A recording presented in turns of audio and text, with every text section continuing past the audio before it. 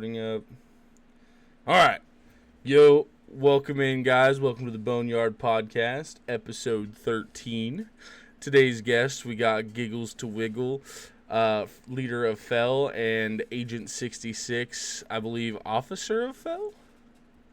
You Yep, just said he got right. promoted yesterday, or this war, so what did he get to? Is he officer now? Yep, he's an Okay. officer now. Cool, officer of I got Fell. Mammon because of it. Yeah, of course. These guys came from old 104th. I used to play with them quite a bit. 104th has been taking a long break, so these guys branched off, made Fell. I branched off and made Bone. Still good friends. We do LARP bases all the time together. Hashtag King's Cage. So Yep. yeah, if you guys want to introduce yourselves, go ahead. They already know me. Alright. I'm Giggles the Wiggle. I'm just gonna plug myself here. I'm a streamer on Twitch too. I stream Foxhole and War Thunder. I want to die because of War Thunder, but uh, I'm more honestly a Warden player now. I played like my first 15,000 hours of Kali. Used to be X104th. If you Did you know say 104th, 15,000 hours of Kali? 1,500 Okay, hours. okay. 1,500. I was gonna make Yeah, sure. 1,500 hours. I think I go insane if I had over 10k hours of Foxhole, honestly. Um, yeah, so I did 1,500 hours of Kali, and then I am now on my 1,000th hour of Warden, as Nice. just straight Warden, for the most part. But I try to stay unbiased. Filthy Some word. buy somewhere else. I am Agent 66. I wasn't in the 104 for as long as everyone else was. I joined in War 108. And obviously I'm pretty sure Jay left around 109, 110. But during that time I also started streaming, so I'm plugging myself too, because gotta do that. And I've just been following friends around, joining in with the Wardens. I'm pretty sure I have like more time on the Warden side than I do on the Collie side. But I'm Filthy. still Filthy. I like both sides. Both sides have good things. Both sides have bad things. One of the good Filthy. things that the Warrens has at the moment is me, because you know. I see how it is. All right. Well, first question I have, because it's a raging hot topic right now, at least in my opinion. How do you guys feel about the situation with the war getting cut early, last war? Ooh, okay. I think a lot of people. I agree. I think I'm in the majority with this. I think that it was a huge mistake to cut the war early. I know it's cutting into the devs' timetables, but literally they should have seen this coming. I don't know what they were expecting, and legitimately the collies were. Let's be real here. The collies were finally having a war that both sides were showing up. The collies were winning. It was like a really good fight, the entire way through. And the end of it just gets spoiled because the devs legitimately cut it short. It doesn't. It feels like that this party was just kind of spoiled at the end, in a way. Let me add one more Yeah. thing to the question as you guys answer here. Do you guys think it's had repercussions into this war as well? Yes. Okay. Yeah. I'll say I agree with what Gig said before, and like I understand why the devs did it and why they cut the war short, but it's just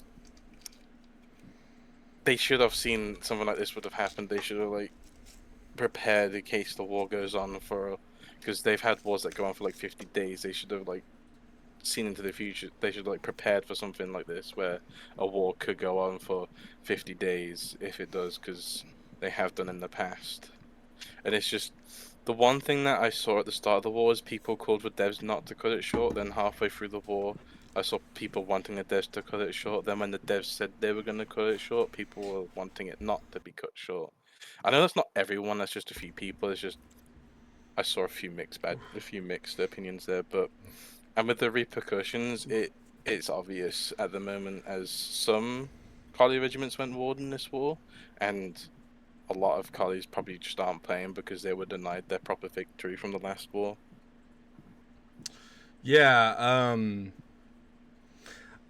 So I me being the leader of Bone, what I told my guys, we had been on a long break. The dev stream came out, and so did the roadmap. Based on prior updates, the devs have always cut war short to get the update out. I told the guys we're not going to join this war. Turns out 2 weeks later, we keep, we're like getting tired of being on a break. We've been on a war break before that. We wanted to play, so we joined halfway through last war. Probably day 10 of the war we joined in. Right as Nemesis got teched. I don't remember when that exactly was, but we joined the day Nemi got teched. And then a couple days after that, they said, we're going to be cutting it short or whatever. This is a lot longer than that. It was probably like 2 weeks after that point we had joined. So this is like, I remember, I want to say it was day like 40. They said they were going to cut it short.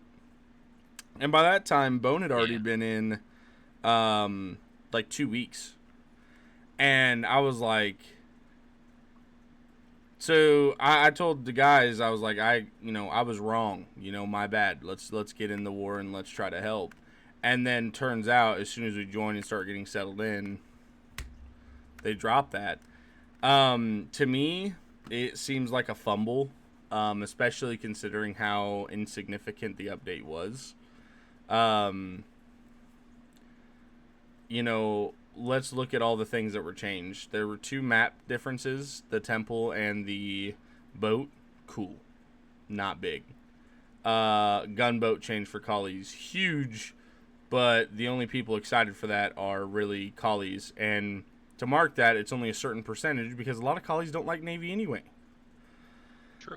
Because our Navy's, at this point, our weakest point in the game. I think that's the collies' biggest down point right now is our Navy.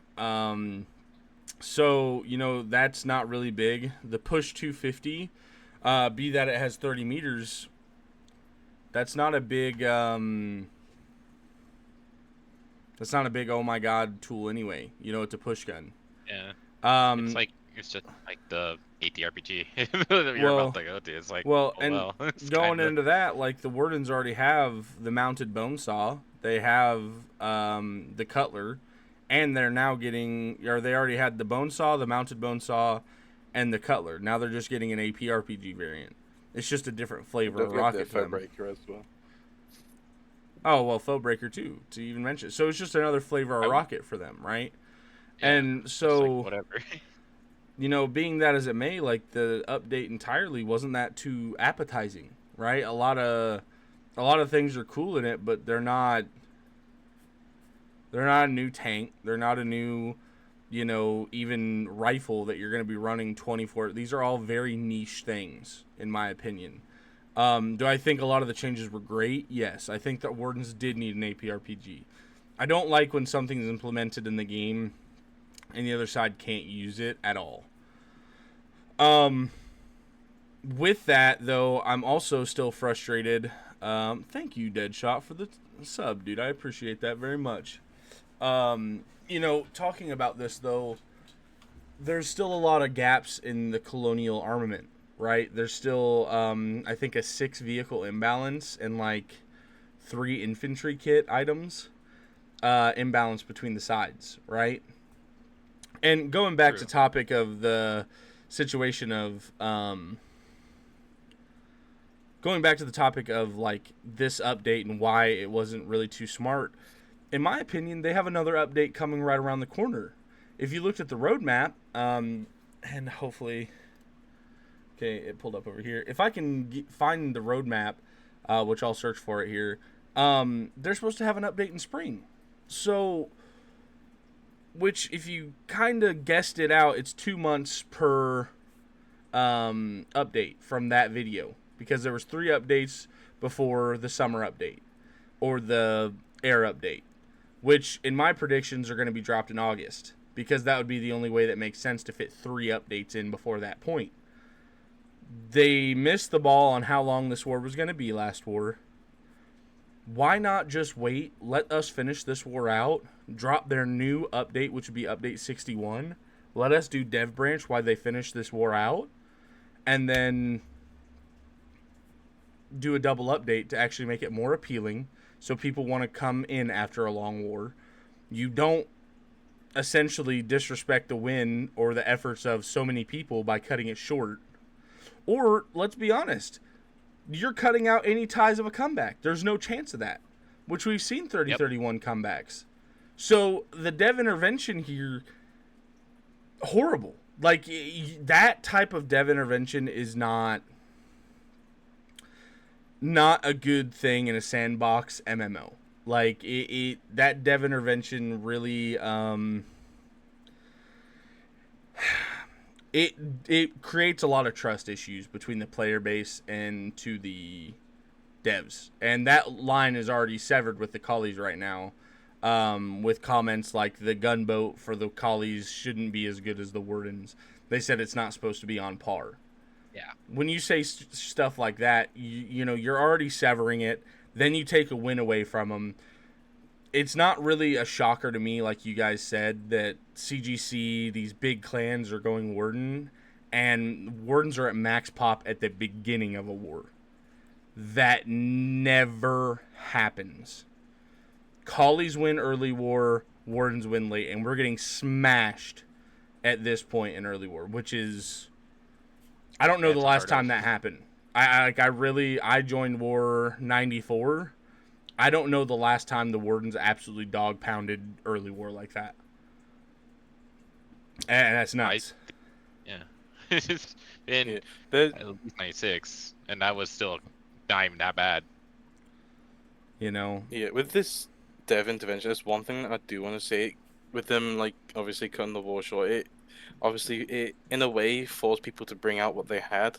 Like, I took a screenshot of the map on one of the last days of the war, and it was probably the biggest naval engagement that I have ever seen in Foxhole. And there's like one is I'll just send you the image. Just post it in the chat in this chat right here. If you look at the top right, there's the show chat, and that way the people can see as well in the video. Yeah, like I don't know if this has been a bigger naval engagement than before, but what Intel chat was telling me was that there was barely any submarines. They were mostly destroyers, frigates, and battleships in that fight. So the blue is Warden, red is Collie, I assume. Yeah, right? yeah. Okay. Blue is Warden, red is Collie. Yeah, and like if the devs never called out the end of the war, they that probably would never have happened. Really, like the players would have kept onto the ships to use later on. Defensively, 100%, or at least branch out if they start to lose, or defensive bombardment at worst case. I mean, yeah, forced engagement. You know, like I still, I'm not gonna bash on them too much because, I don't know what the spring update's gonna bring, and if that's a really big health update kind of thing, or branch us into airborne, like, looking at both sides of the coin and giving the devs the benefit of the doubt, maybe they needed this update to come through because they need this next update to have a clean, fresh palette. But the shitty part of where I still don't think the devs were right in this situation, you're not being transparent in that. You're not being transparent. You're not telling us this. You just said, well, our updates aren't lining where we want them, so end your war. That is not... There's no transparency in that, and that's where I get really frustrated in this. Why was it so important to get back on your update schedule? Especially since they told Charlie at the beginning of their war that it would be a short war. It's almost, I don't know why more transparency from Deadman is going towards Charlie, when realistically, Abel's like, I'm not to discredit what people are doing on Charlie Shark, because you're all valid players too. Yeah. But it's like, Abel is the counted wars. We're at 124 now. It's like, That's where all the big people. That's where like a lot of the voices who go and complain. Like honestly, all the infamous review bombings and complainers, they are on Able. Well, And I feel like all the devs are doing is stoking that fire and ire, really. I think the way you're trying to put this, and I'm not trying to speak for you, but Charlie is meant to be a new player / overflow, as Able is the Yeah. main shard, right? Like Charlie is the overflow player shard, and that's not to discredit and say real players don't go there, but it's intended use from the devs, and everyone has an agreement on this, as it is for newer players and overflow for update wars. So the real... weirdly enough, you guys ever heard of Rainbow Six Siege? Oh yeah, I play a fuck ton of that. So, a while ago, they like listened to the like pro league stance on balance for a lot of things instead of like the casual player, which marked up 90% versus pro league's like 5%. They that kind of stuff. I feel like they're doing the same thing in this instance. Is they're getting all their information from subreddit, and it just feels like they're doing a weird imbalance of like they're listening to Charlie players and they're listening to, not listening to the main player base, which is on Able, and it feels like they listen to streamers only, and like this really weird concept of the main voice of the player base isn't heard, which, and I'll give them credit where credit's due, a lot of the fucking players are idiots and only want dumb balance for their side. But there are a lot... Boss G ACOG. Damn right, baby. Jaeger ACOG, bring him back, dude. R.I.P. my boy Jaeger. Love you. Draw true. Screech. But, kind of looking at that example, though, where is... And I harped about this last week. If they just did player surveys once a month, not even, maybe once an update, give us player surveys to see what the real feedback loop is. There's not enough alts to outdo the main player base. So even if that's skewed by 10%, you can take a majority of what's put in that. You know what I mean? And maybe even do it like this to where answers are going to be biased. Do a Warden and a Collie survey. Do a Able Warden, Able Collie, Warden Charlie, Warden or Collie Charlie. Do a player feedback. Do a player feedback. Do surveys. You don't have to do what people are talking about, where you have to come in game and hear 30 people talk to you in game. Dude, just do a survey. True. It would be so much easier, and you would get a consistent line of feedback. People want to talk to the devs. People were preaching every idea, which there have been thousands talked about in Bone, and I know we're not the biggest regiment to even talk about it. Thousands of ideas are passed up upon, which would be easily implemented. It's just not being... There's no connection from player base to dev. And I'm not harping on the devs so much because I think they do a bad job. I think I harp on them so much because I love the game so much. And I know what it could be, right? And I don't want it to fail. Well, exactly. And, a lot of people always bring the crazy, this game's going to die. It's going to die next war. It's going to be dead in a few wars. That's a really far stretch. But let's say you lose 2% of your player base for every bad decision you make. Like, you really start to add up, people get mad for, I would not be surprised if there are people from last war that permanently delete Foxhole for their efforts in and having to shut it out like that. That's not cool, dude. It's really bad. I'll bring up a point, especially about the player feedback and just hell surveys. You and me play Tarkov, or hell, Agent plays Tarkov, but Tarkov for years felt like, Nikki and the devs weren't listening to us, and then they were they were looking at Reddit, they were looking at Twitter. What did they start doing? Surveys. There'd be a pop-up. So yeah, surveys. Like legitimately, you open your game, there'd be like a little indication on a surveys tab that's like, hey, we have some questions for you. Give us your feedback. And you know what? And the game Do is what Tarkov improved. does too. Give us a reward for doing the survey. Give us if you complete the survey, we'll give you 10 commends that you can give out to people for free. Yeah. Something like that small. And I'm sorry to interrupt you there, but I was trying to add on. That's actually such a great new idea. What Tarkov does? A little pop up, a little reward. Yeah. I mean, money. That's such a good idea. And I think you're on the money on that, Giggles. Like, you don't have to copy these other companies to a T, but if these companies are successful around you,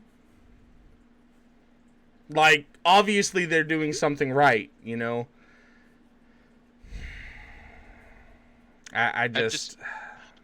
It's frustration with the devs that sometimes it's like, come on. It's like... Lexi. Come on, man. Please. Also, I would like to point out something, because you brought up also alts, like alts if anyone thinks alts are ruining feedback, I'll tell you this right now. As someone who has another account so I could drive a tank if no one else is on, if I have to log in on my main account on my computer to go to Foxhole, on my laptop I mean, which is where I used to drive, it actually, when I log in, it says, hey, why are you logging into another Foxhole account on this computer? You must agree to not all to go to the other side. You must type accept, and they legitimately don't let you do anything on that computer until you do. So that's another thing devs have done that I don't think many people even know about. By the way, that's been a change that they've done, and it's a little bit of an annoyance because like I keep both of them on the same side so I can drive my tank, but it is a thing. I mean, here's just to go on that whole alt situation. And you're not gonna like my take on it, but it's the truth. I personally think okay, I'll put it like this. I think they're not a bad implementation. I don't think it's bad if you just don't have anyone to drive your tank to have alternate driver go in on just have to drive by yourself. But the idea is, and the way a lot of people conceive it is, this is an MMO, and the point of the game is not the gameplay itself, but the people you spend it with, right? That's the best part of an MMO ever, and you're kind of actually sucking the own fun out of your gameplay if you have an alt, or what do they call them? A little dead bot driving yourself, right? You're sucking your own fun out of the game. Yeah. And that's your choice to do it. Multi-boxing, that's the word I was looking for. Thank you. When I need a tank account for Gargoyle. And see, that's where I understand it is MMOs, you're not always going to have a friend on, and you're not always going to be in a situation where it's really easy to get your friend online to drive in a tank, and driving with randoms could also bring up its own set of altercations which aren't fun. So at one half, I understand it. At the other half, I think you're ruining the best part of the game just to play it. And that's where my 2 cents are on it is I don't really think it's a big deal that people are driving a tank by themselves and shooting out of it. I don't even think they're that good. Usually they're going to be worse off than 2 people, realistically. Because remember, when that thing gets tracked or whatever, it's usually only the gunner that's going to hop out and repair. When it's 2 people, it's both. And also the communication time, like driving time, there's a little lag. Like, truthfully speaking, I think 2 players are always going to be better than 1. But my stance on it, again, you're ruining the best part of the game, which is camaraderie and having someone else to play with. If this is a solo game, it would fucking suck. The only reason it's good is because you play with that many other people. I agree. Like, it's just like a necessity essentially, because have weird hours compared to the rest of my regiment.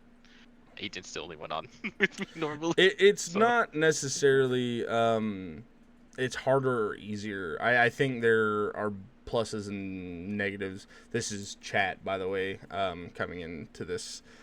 yeah, They're saying that it is harder to drive and do stuff with an alt, and it's like at the other half of that, the only unfair advantage is if it were someone that is alone versus someone with an alt, one person can do twice the amount of work or drive a tank when one person cannot. And that can be seen as an unfair advantage as well. You know what I mean? That I can kind of understand as an unfair advantage, but at the same time, you're easier to flank Doe if you're not. It's not if you are controlling your driver and your gunner because you don't have the driver looking out to your sides. You are most likely going to get stickied or in my case, baned a lot more as playing an outlaw because I push forward. I'm very tunnel visioned out front because that's just how it is. My driver's not looking for me. If I'm driving somebody else, if I'm driving Deadshot, I look around the tank and looking for the scan, the ambush. And my gunner's looking forward.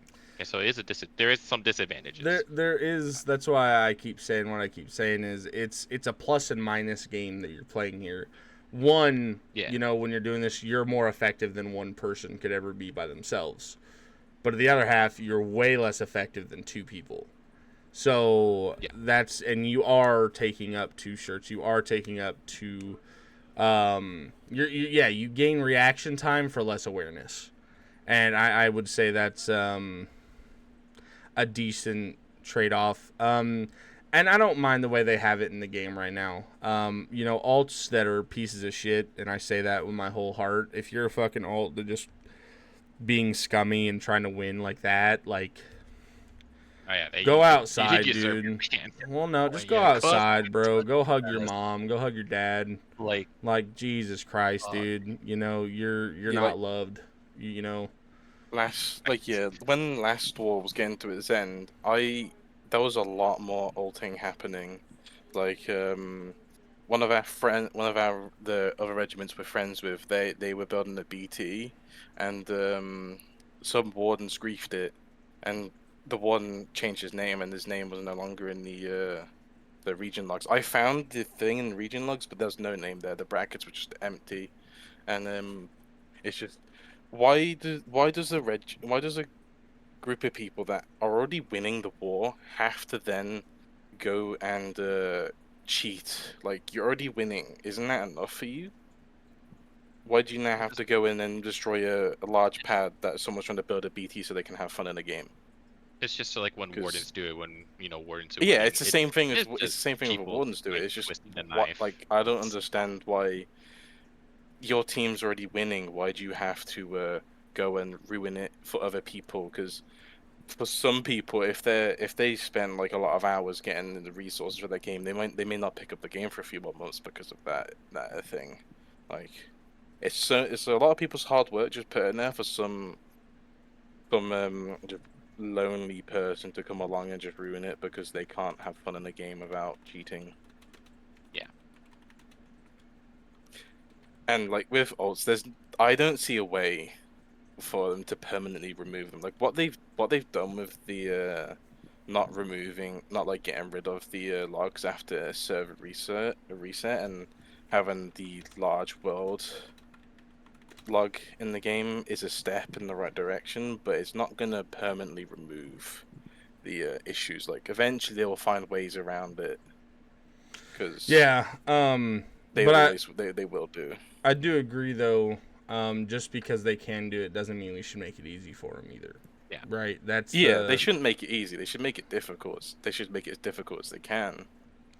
That's the inevitable cheating issue. Like, there are always going to be cheaters in games, but you make it as hard as you can to make it less enjoyable for them. That's the inherent issue. But going on from our disappointment, as I can feel we all share for this decision the devs have made, let's look at the bright side. What do you guys hope to see out of the spring update, which is supposed to be a balance update?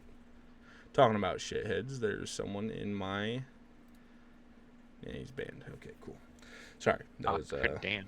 there was I mean, best viewers on streamboo.com. You're a piece of shit. Yes. Like fucking hate I need to those guys. find one of them so I could just copy that and type it in your chat one day, because Bro, I don't even look at the name. I just ban. As soon as I see like the at I'm whatever, pretty I sure just I've done ban it to them. you or someone else. I can't remember. I've done it to someone, but like with this next update, I'm hoping they release like some a new variant of the Nemesis possibly, and a new tank for the Wardens. I have no idea. No, the Wardens don't need any more tanks. Stop. It seems like if we go back to like previous when they brought out something else. I can't remember what it was that they brought out, but they did something else to balance something out.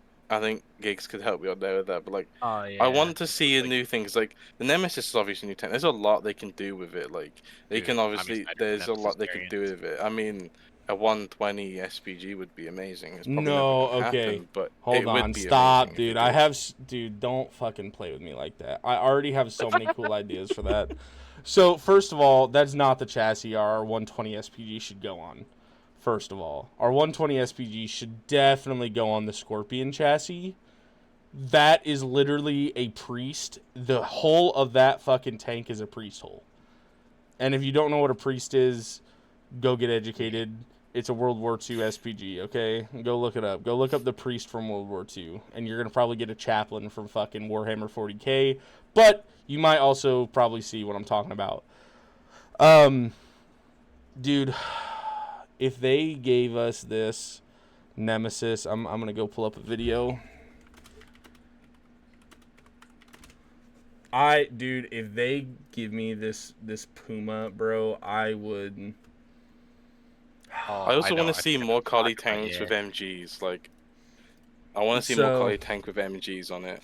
I just posted it in this. I just posted it in the chat here.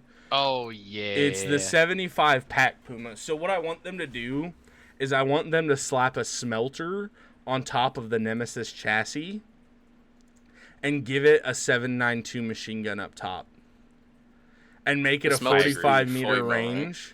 Yeah, just literally put the smelter on top of the Nemesis, dude. If they put a smelter on top of the Nemesis and just made it open top and then gave it a machine gun that was 360 turret like that thing is, dude, like the bells would be ringing, dude. Like that would be so sick. Like then the Wardens. So the Wardens would need a 68 45 millimeter LMAO. They already have that. They already have that. It's your fucking push gun. They already have one. Gun. Yeah. So you did. Honestly, you know what I really want, and this would be kind of fun, but a down armored HTD that looks like the Yak 4 more. You know, like the Yak Panzer 4. You decrease, like it's 40 meters range. You take away the HV, take away some of his armor, just so it's a little faster. So me and my buddy Civi talked about this, and I think this would fit so well on the Bardiche chassis. Let me get a cool ass photo of this shit. Yeah, this shit looks cool. So I'll copy this image and I'll post it in the chat here. So a lot of War Thunder people are going to know what I'm talking about here, but I think this would be the best Bardiche change they could do, and it fits the narrative of the Bardiche so much. And it's the Yag D Panther. Give a tank destroyer. You essentially take off the turret and you make it a front weld kind of thing and just have the turret stick out to where you have to turn the actual tracks. So you take away its 360 turret, you keep the 12.7 MG fixated on the top right, just like it is on the Bardiche now, and then you give it a long-barreled Hyvo 68. Same mobility as the Bardiche. It's faster, but it would be still weaker than the HTD, right? So HTD would still probably outpen it, but this would maybe Jay would get... this would give the Bardiche a lot of fucking life on the front line again, and not just be a town fighter or a flanker tank. That would give both those options I've just put out would really help with the issue that is currently in the game. And essentially, the Collies don't have a favorable line tank. All of our tanks either get outranged by outlaws in the meta, so we have to push forward. And that is an inherent issue because a lot of your guys' stuff is high velocity. You guys have 2 more high-vos than the Collies. Yeah, that is true. And you guys also have a lot more range across your full line than we do. Our base is 40 meters, right? And I think the base for you is 40 meters, but I don't think you guys have a 35-meter tank in your full lineup. The only thing that's 35 is the 68 on the Silverhand.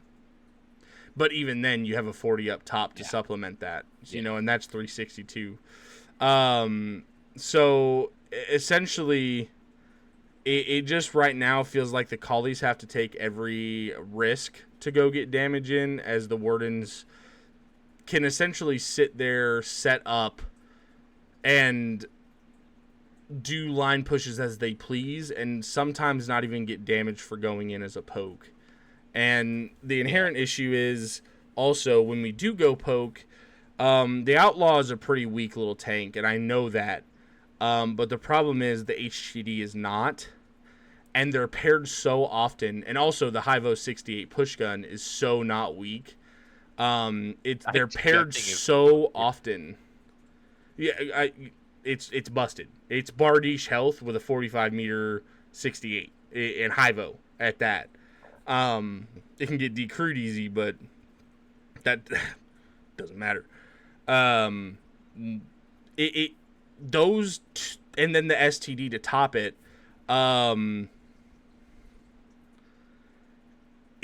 You just can't poke any Warden tank line because there's 3 variations of tanks that punish you anytime you get close. And I mean, it's a real punishment kind of thing. It takes out at least a third of your health in almost every tank. If a HTD, STD, or a Hivo 68 pen you, that's at least almost a third of your health gone like that. It takes 4 shots to fully pop a Falchion or Spatha with HTD. And that third one disables it. And that's no tracks included. That's just pen for pen. It's just so... It's so hard for Collies to win tank duels when you have a really well-blended line. And I think we have a really aggressive front line that's really getting your face. And when we do break your line or hit you from multiple angles, we have a chance to win. But when it comes to like pushing bunkers, pushing between canyons, or, if it's not an open field and it comes down to a line fight, we lose that every time. And the old benefit used to be, Collies would have numbers over Wardens. And a lot of the times when we see that play out, like, let's even hypothetically say the old tried and true 5 Falchions versus 3 HTDs, I'd take the 5 Falchions. But that's almost never the case. The Wardens generally produce more, if not the exact same amount of tanks for the front line as Collies do. And they meet on the front line just as frequently. There's no benefit to killing your more expensive tanks. It's just you're going to outproduce what we kill, and vice versa. Yeah, whoever has the pop produces, it will always produce a crap ton more tanks, and it just seems endless, And the number always goes to the Warden, too. To pop that point, it's 10%. It's if you go off of what Robert, video said, the Wardens generally have a 10% player pop increase over the Collies, and that's almost every war it's been shown that. And 10% more, that's not crazy, but what if you got 10% more steel per, that would add up over time. It's a noticeable difference because, like, as someone who's, we've all been in this game for a while now. If you have 100 people, and you have 10, but if both sides have 100 people, but then one side has 110 people, it makes a whole lot of difference because 2 people make a big difference in Fox already.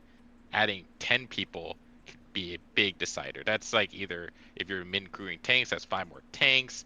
That's how many stickies, tremolas, cutlers, you name it, right?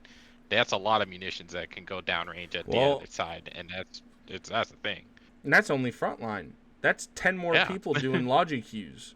That's 10 more Yep. people doing logi runs. That's 10 more people producing BT. Like, the list goes on. 10 more people is just 10 more people, however you want to cut that cookie. Yeah, you're right, 100%. And to be honest, I can't give you an exact reason why. I have my opinion on why I think the Wardens have a higher pop rate so frequently. And I'll just say it, I don't think there's anything enticing to play as for collies. I do think we have cool toys, but I think ultimately everyone knows that the tanks are going to mainly go the Warden's way. The Navy's fucking horribly balanced right now. And the only thing I can really say that's OP is the Linear. And that is not going to solely win you a war. That is, yeah. If the collies as a whole too. That's like it discourages people from playing because like there's a migration. I will say, right? I'm not the only person who's seen this or feels this. There is a migration away from colonials from vets. Let's be real here. The vets are leaving the collie side, and where are they going? They're not quitting the game, going to Warden, and that's just because cohesion loss. It's after War 100. Something happened after War 100 that I don't know what it is. No, I know the Wardens definitely changed. The Wardens are a lot more cohesive and accepting of people now. They're still Wardens, like in the sense of the old problems are still there, but something happened culturally that's causing a slowly but surely vets to leave the collies, which leaves a lot of these new people headless. There's a lot of people going around. There's a lot of drama, whatever. So on, so forth, finger pointing. We could all do that. But realistically, the vets are leaving, going Warden. That leaves fewer and fewer people like you, Berg, to bring in new people, train them up properly, and get them out there and win, Well, and then it's what really you weird. You fight vet stack constantly, It's like it's really weird though. Every front vet stack, how are you gonna win? It's really weird you say that because I have another opinion on that as well. I think people are products of their environment. I believe that so wholeheartedly, and I have kind of statistic proof to point that out in Foxhole. And I know around War 100, if you go look at Foxhole stats, that's where everyone gets it. Look at War 100 though, and how many wars before that were won. 6 wars were won in a row to War 100. What is that reason being why? It's like we first collies were actually working together, and Stygian was a night. There was actual coordination to use the Stygian compared before but there the was Stygian no counterpart. There was no counterpart to the Stygian. There's no counterpart to the Stygian. There's nothing they can do to win against that. Essentially, the pendulum swing. Also, I'm not going to put one dude as a sole proprietor, but I do agree losing Larry the way that happened was bullshit. I think... Okay. Glasses are coming off. So, essentially what I'm talking about here is there's a culmination of things that are happening in the collies or in the game as a narrative right now. So you have situations that the devs say that are very fucking discouraging as a collie. I don't know the exact thing that was said. I wasn't there for it. What's up, Finch? There was some shit said a while back about the devs, a majority of them liking the Warden aesthetic. The lore is not going the Collie's way. The Super Heavy is the base example for that. The lore for that's fucking disgusting. Then you go in and you have 6 wars with a Stygian winning. There's no counterpart to it. And then after War 100, they really started to buckle down on the collies winning and losing. Henceforth, aka what the old vets used to call it, is the pendulum swing. The pendulum swing was a serious thing, and it still is. But then you introduce things like the STD. The STD dominated the Stygian every single time. So you have now the Wardens are winning 2 wars after losing 6 straight with a broken piece of equipment. Then you have the Chinese with a majority of them not being able to play anymore with the restrictions happening in China. You lose a lot of the collies offline time, where like ASA, CGC, all these Chinese regiments leaving. Then you have the Russians getting kicked off because of political stuff going on right now. So then you're losing another set of your player base, and then you have the devs say you don't want the Collie gunboat to be as good as the Warden gunboat, and then you have people talking about these things in podcasts and trying to string theory what the problem is. It's a culmination of the devs taking away super strengths from the Collies and absolutely nerfing them to the dirt.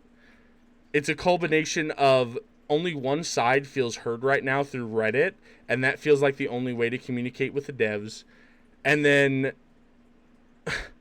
the Warden Navy essentially topples the Collie Navy in every fucking ball. Like every size of the court, the Warden Navy better. The gunboat, the sub, the frigate, I would argue is better, and the battleships are tied. But all 3 of the rest kill the battleship entirely. So when you have these culmination of things happening over 2 years, and you look at the numbers between 2 years, we won last war on a shitty win, if you want to call that. We still only have a 42% win rate in 2 years. And before this war and the last win we had, which is 2 wars ago, we were at a 30% win rate for 2 years worth of gameplay. Yeah, it's not the best statistic in the world. So there's a lot of different things that play into this. And there's only so much you can do to one side before people start quitting. And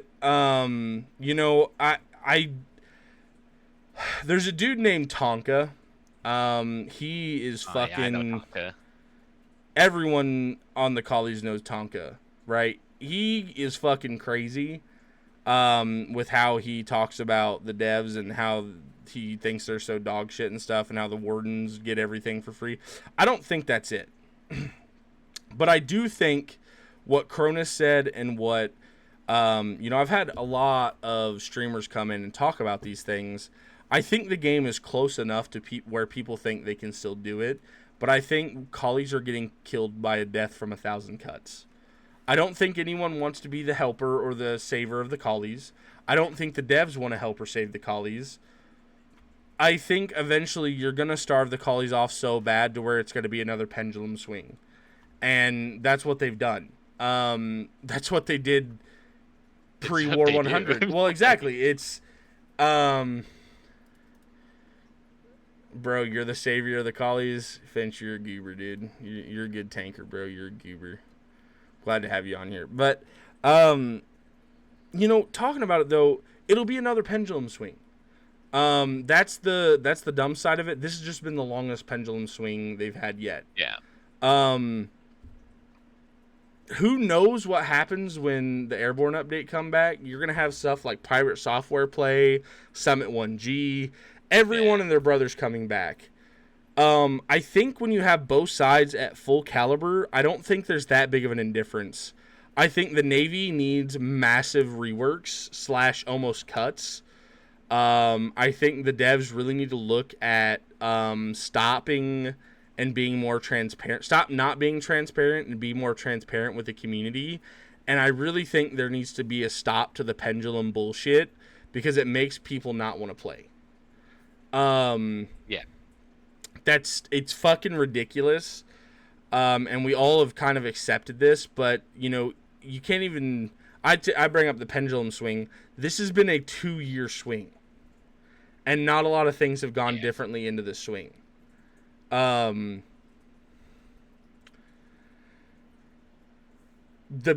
I keep harping on it. The biggest things to fix is Navy. The thought process that the devs hate the collies, they need to clear that fucking air, because it really puts a psyche on a lot of collies that care about that shit. And they also really need to look at a tech balance between both sides. I think the only thing right now that can really fix the health of the game, the only thing that can fix the player-based thoughts on the game, is the devs being more transparent and the devs clearing out the air of balance. I think that they need to fucking really look, if they want to do asymmetrical, every side needs the same tool that does it a different way. I think the Chieftain versus Ballista is a very good example of this. The Chieftain is just an outright better Ballista. But the argument with that is the Ballista gets more ammo and it's a little bit healthier. I think the Chieftain's better, but I think it's asymmetrical, because there's a lot of people that would say the Ballista's better. That's fine. That's not a really big imbalance. The Bardiche versus the fucking HTD, the fact that these two things are compared, those are very wildly different tanks, and they should not be counted together. They need to be... we need a fucking heavy tank destroyer. They need an assault tank, right? We need to stop trying to compare apples to oranges. I think the fact that they've also neutered the Collie's Boma Stone and the Ballista being MPFable is fucking ridiculous. And I'm sorry, I've been talking a lot this podcast, but I'm at the point where I'm starting to get really annoyed with the devs, and I've been wanting to talk about this shit all week. It's almost beyond the point of there's just no... They're almost to the point of no return, is what I'm trying to say. They're going to get it. If they fuck up the air update and they really fuck the collies over, you will see more wars actively like this war, where collies are just done. And if everyone wants to be a warden, who are the wardens going to play? And that's the inherent issue when people talk about balance that they don't understand. If you want the wardens to be supreme and dominant, you do not want to play the game. You just like seal clubbing. And you need to go play on easy AI on Call of Duty. Like, it's... We all want a fair fight, the majority of people, and I think that's the biggest issue. We're just taking...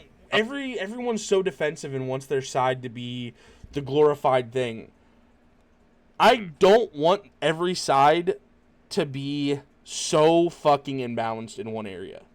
I want there to be a real argument for collie tankers to be like, well, they have the mighty, HTD, these heavy tank killers. We have something to counter those and put them in their place.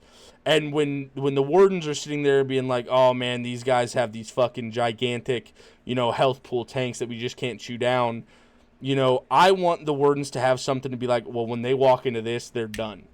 I want the wardens to have the APRPG. I want them to be able to come do Bane Gang at night and punish collie tankers. But I also want to punish warden tanks like the fucking warden super heavy when it gets too aggressive. When it gets tracked, it should die like the fucking Ares. The Ares to super heavy, the warden to collie is a fucking joke. The tank destroyer and the tank destroyer imbalance right now is fucking gross. Linears are fucking gross. Cutlers are gross, but I think Linears are better than Cutlers. I can understand that. But the fucking thing you guys have to chew down as wardens, you guys have a pseudo role. You guys, that's the one fucking thing you guys are finally getting that colleagues are dealing with in almost every single thing. The Linear is a fucking... It's not even good at anti-infantry anymore. Yeah. It is a good fucking PvEer that you can't dodge. You guys have a multi-role tool. You guys have something that Honestly, can kill AT and kill concrete, but it's a lot harder to kill the concrete when there's fences, the line of sight. It's the same thing. You guys have something that can absolutely shred our tanks when our tanks are all almost multiversed. Henceforth, the it also comes HGD, down to the like, fact. go ahead, sorry.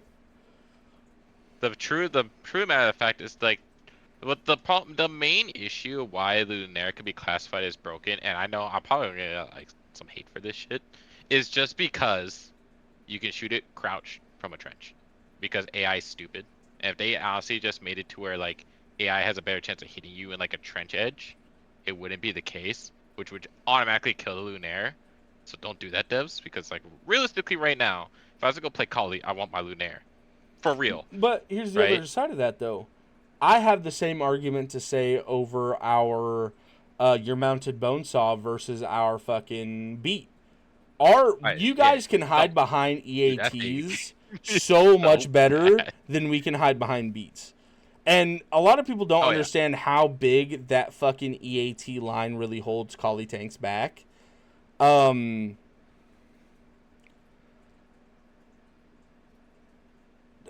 dude, it's I fucking really bad, dude. The beat is so I just unbalanced and it's in a horrible state. the beat should be 55 meters. Change my mind. I think 50 would be enough because if it's at 50, that leaves a 5 meter margin for the Outlaws. Yeah, Um, because that's legitimately all I do as but well. Like, here's you the know, I'm thing: like, oh, they're the I first want the favorite. barrel to be longer. So the difference is if you ever look at a EAT versus a any collie tank or smelter, the barrel exceeds the front of the trench, right? And the problem right now is Yeah. the beat can't defend the front side of its trench. Its barrel's too short. Um, I think beat slap the eats. Well, here's the thing though, Finch. To talk about it, eats get slept on or slept all day. Well, I think beats get killed more easily on. Well, yeah, everything depends on the terrain. You know, obviously the beat's going to be better, but here's the instance though.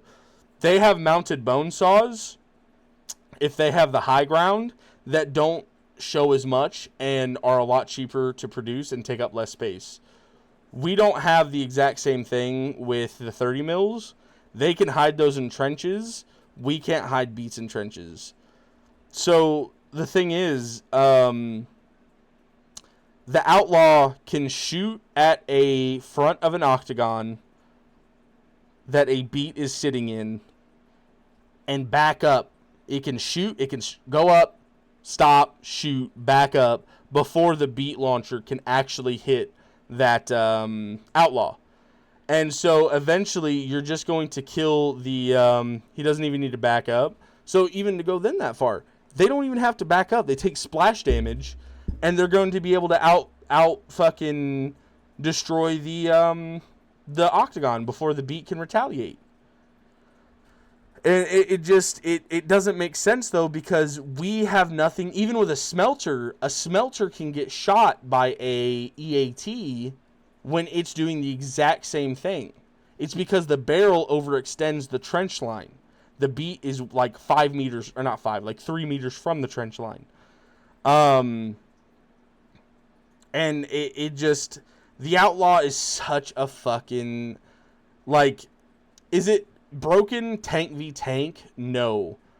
Is it the most annoying fucking tank to play against in the game? Yes.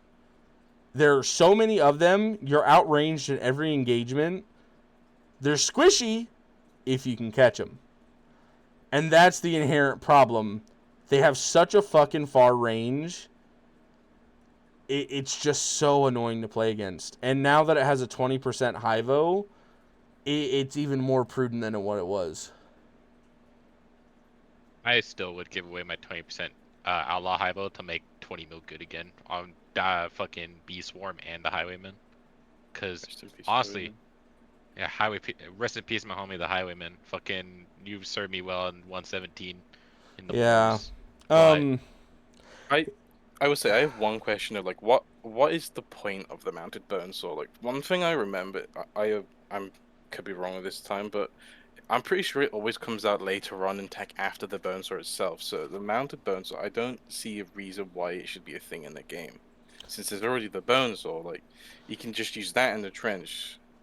Like, Well, because it's also... just I don't don't see a point understand in how needed it's a mounted 40 one. fucking meters. That's the thing I hate so much about the bone saw is it's 40 meters.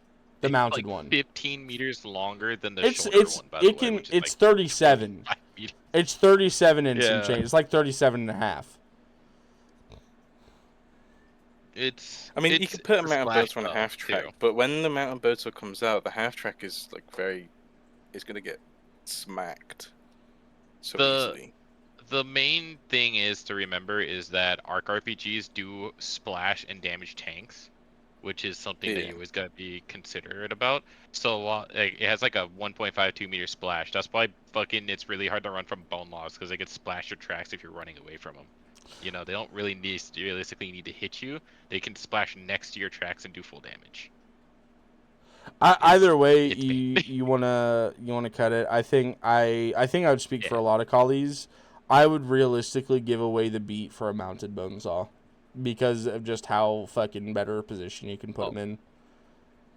Like, Yeah, it's... I don't disagree. the beat is in with such that a at bad all. spot with how the Yeah. outlaw tank line is. It's... And not even to mention that, you also look at, like, the Raptura versus the Ball Breaker. That's our name for it. I know it's a Star Breaker.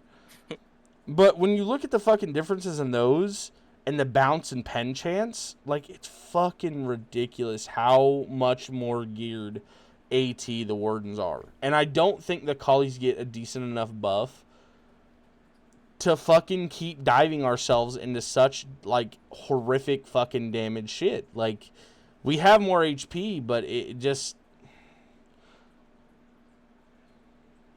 Yeah, 5 mounted bone saws in the trenches, and that's it. Yeah. Well, also, fucking think about it like that, though. You have, how many fucking can you put on top of a... How many... Yeah, Flask versus Igni. Both of them are in the dirt now.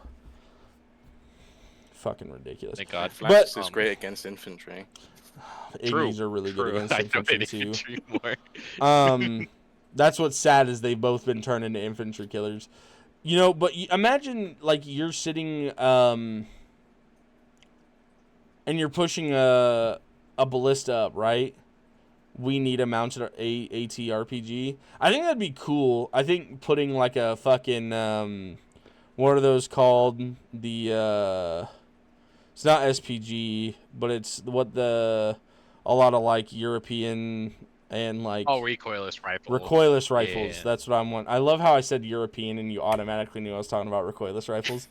Yeah, dude, I want a recoil. I think recoilless rifle would be a really cool add-on for the collies. Like not even a Hyvo, but like maybe a 40-meter range or 45-meter range fucking AT in place, like tripod thing.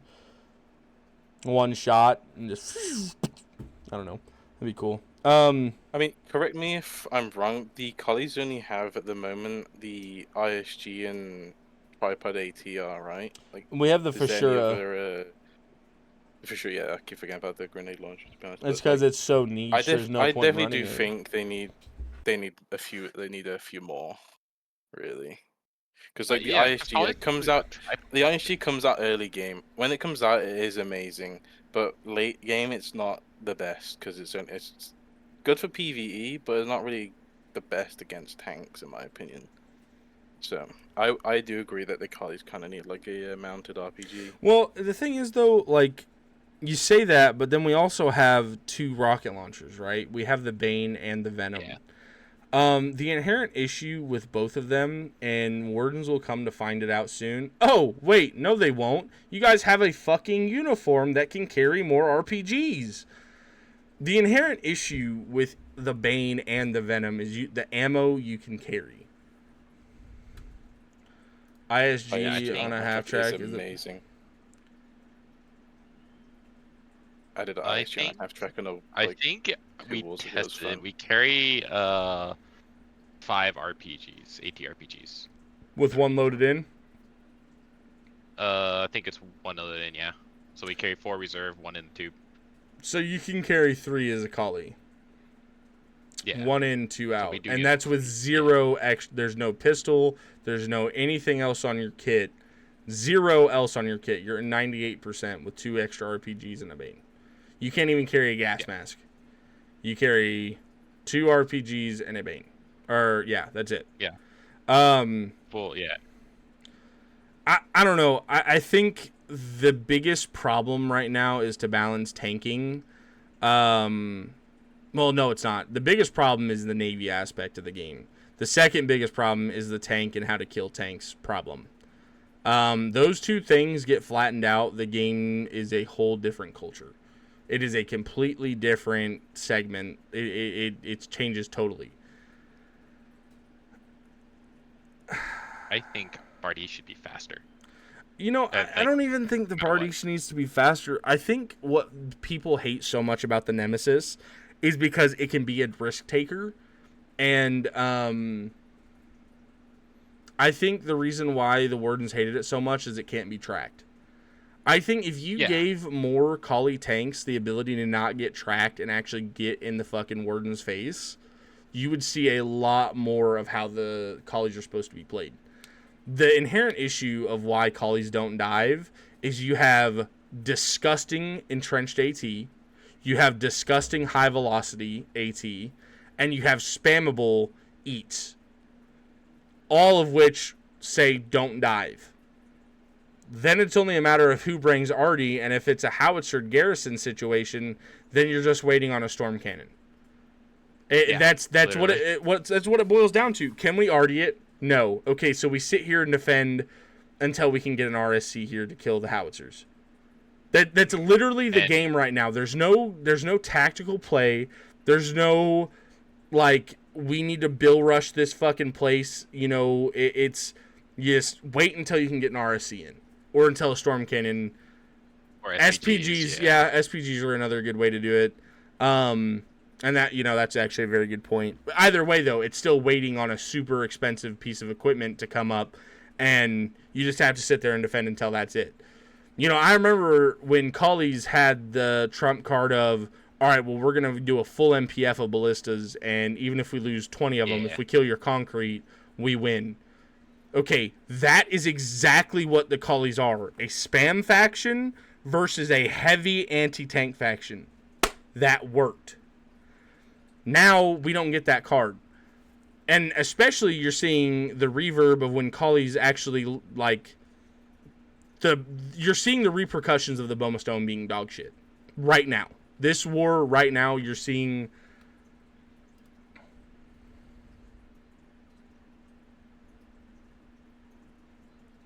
But yeah, it's like, it's the early war is an issue. I do agree. Almost don't, like as I said before, though nerfing the grenades the grenades themselves weren't the issue. That was a player issue because Bulma stones are bleed. What do you use to counter bleeds? Carry bandages. They have like a kill range of 2 meters. The harp has a kill range of 5 meters, but a smaller explosive radius. Well, and you guys also get like harp was good. Just they filled 2 different roles, and people just don't want to see that. They just bitch. Well, and the other thing, though, is it's really sad to see. You guys also get that grenade launcher that shoots at 26 meters, right? On the end of the rifle. And they're like, well, we can't cook it when we do that. But if you're shooting it at max range, it's almost immediate when it drops. It's hitting. It's like teeing off. Wardens have 50 seconds. I'm telling you guys, I'm not the one to say, oh, the game's fucking dead. And Collies are pissed off. And to be honest, I think it's rightfully so. I really feel like the Collies have been getting the short end of the stick for, and I mean this, 2 years. I really feel like Collies have getting the short end of the stick for 2 years straight. The only good thing I can say that we've gotten in the last 2 years is the Nemesis. Everything else has been nerfs. That's a lie. The amazing buff we got to the Spatha, that got nerfed. So, even when we get something good, it gets nerfed immediately. And I don't... I feel like realistically, like balance wise, the game on paper is balanced, right? You take a look at numbers. The thing is, quality of life isn't there to support balancing. The numbers themselves, right? But the thing is, imagine the life of a collie compared to the life of a warden, right? You get mass-produced Spatha, Malfaution, but you had to break the crate, part the crate, and you have to upgrade the Spatha. It shouldn't be that way, in my opinion. You should be able to MPF those Falchion crates as a collie-specific MPF buff, since you guys are the MPF faction, for a discounted cost. If you want to go upgrade a public Spatha, like an uncrate one, it should be normal cost. You should do. So you're saying we should be able to MPF. MPF Spathas, is what you're saying? Basically, yeah. Like you take your MPF crate, you take the facility, bam, crate of Spathas after after the 10 minutes, take it out, put it there. Yeah, Easier to move everything forward. If you could, like, just theoretically, that would be really cool if you bring a crate of falchions, put it on the pad, and it would take 2 minutes per tank or whatever. So, 10 minutes, and that upgrade would be done, and then it'd be a crate of 5 Spathas. That would be really crazy. Quality of life if the devs really are like stingent, especially on giving collies new equipment, make the quality of life for obtaining their current equipment to be spammable. There, your MPF, fucking make every single crate upgradable. Then, fuck it. Don't let the Wardens have it. As somebody who likes playing Warden, I don't like. I'm fine. Just give that to the collies because we kill your tanks fast enough, anyways. I think that's the biggest thing.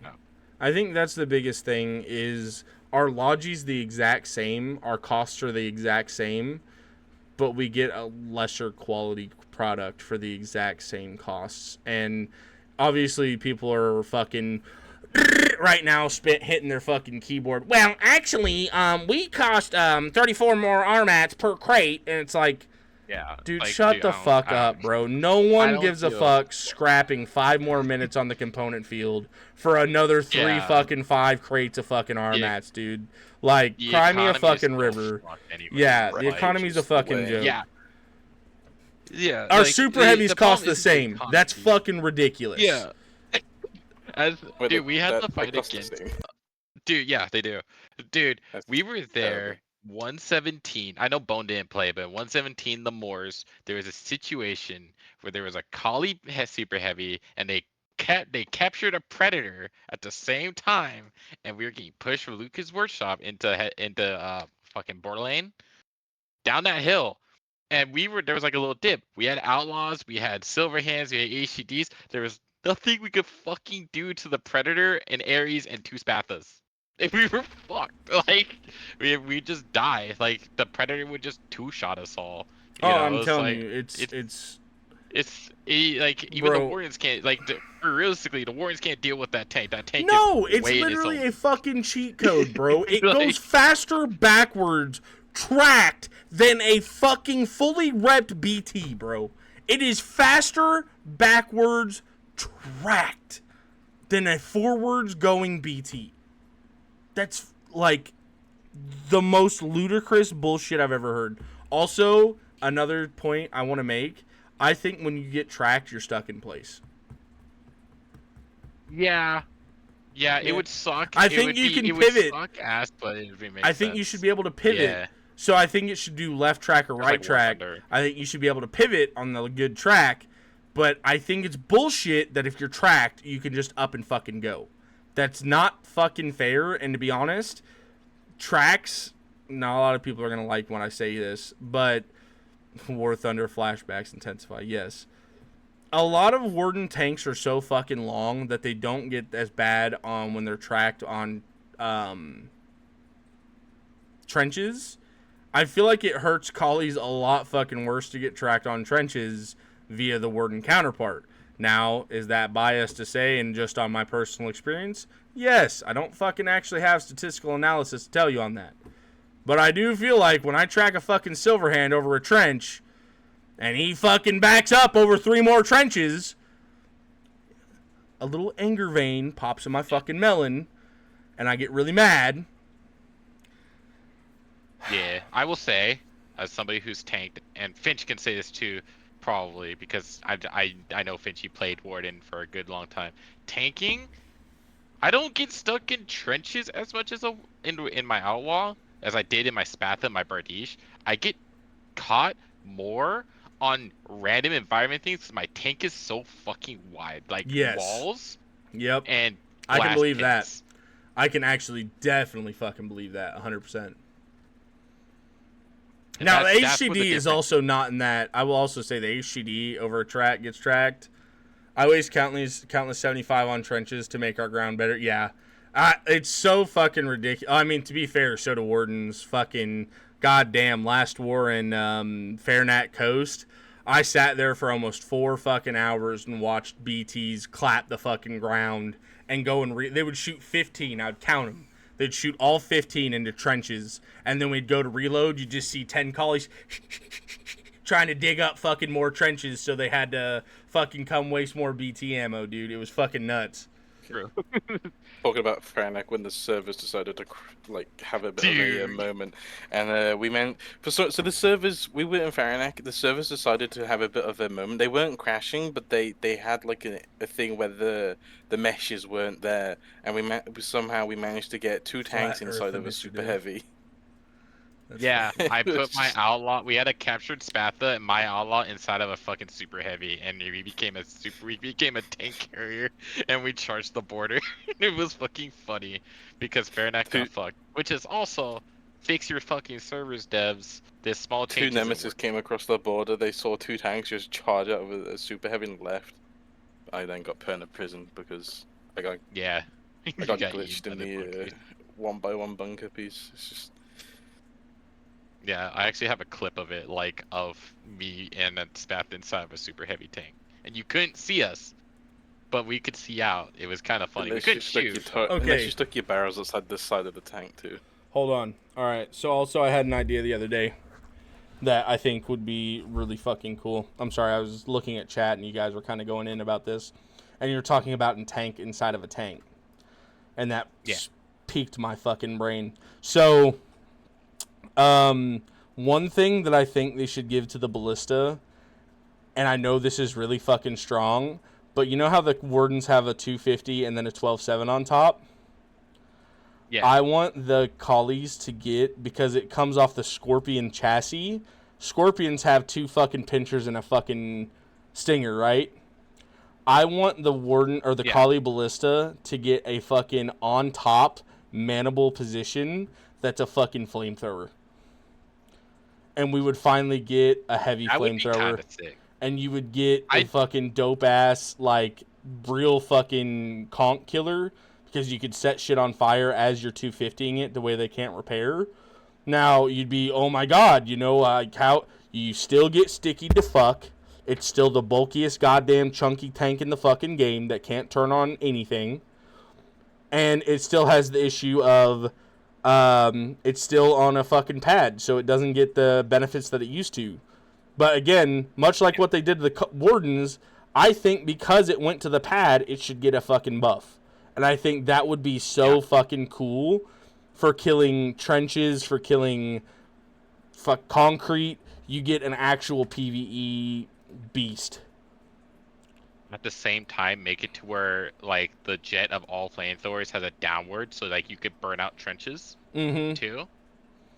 Because that's also a problem if you don't know how flamethrowers work. They're like a spray.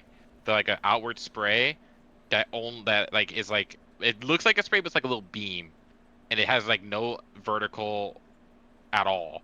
So like you can't shoot down with it. You have to be on level with whatever you're trying to flamethrower, and it's annoying.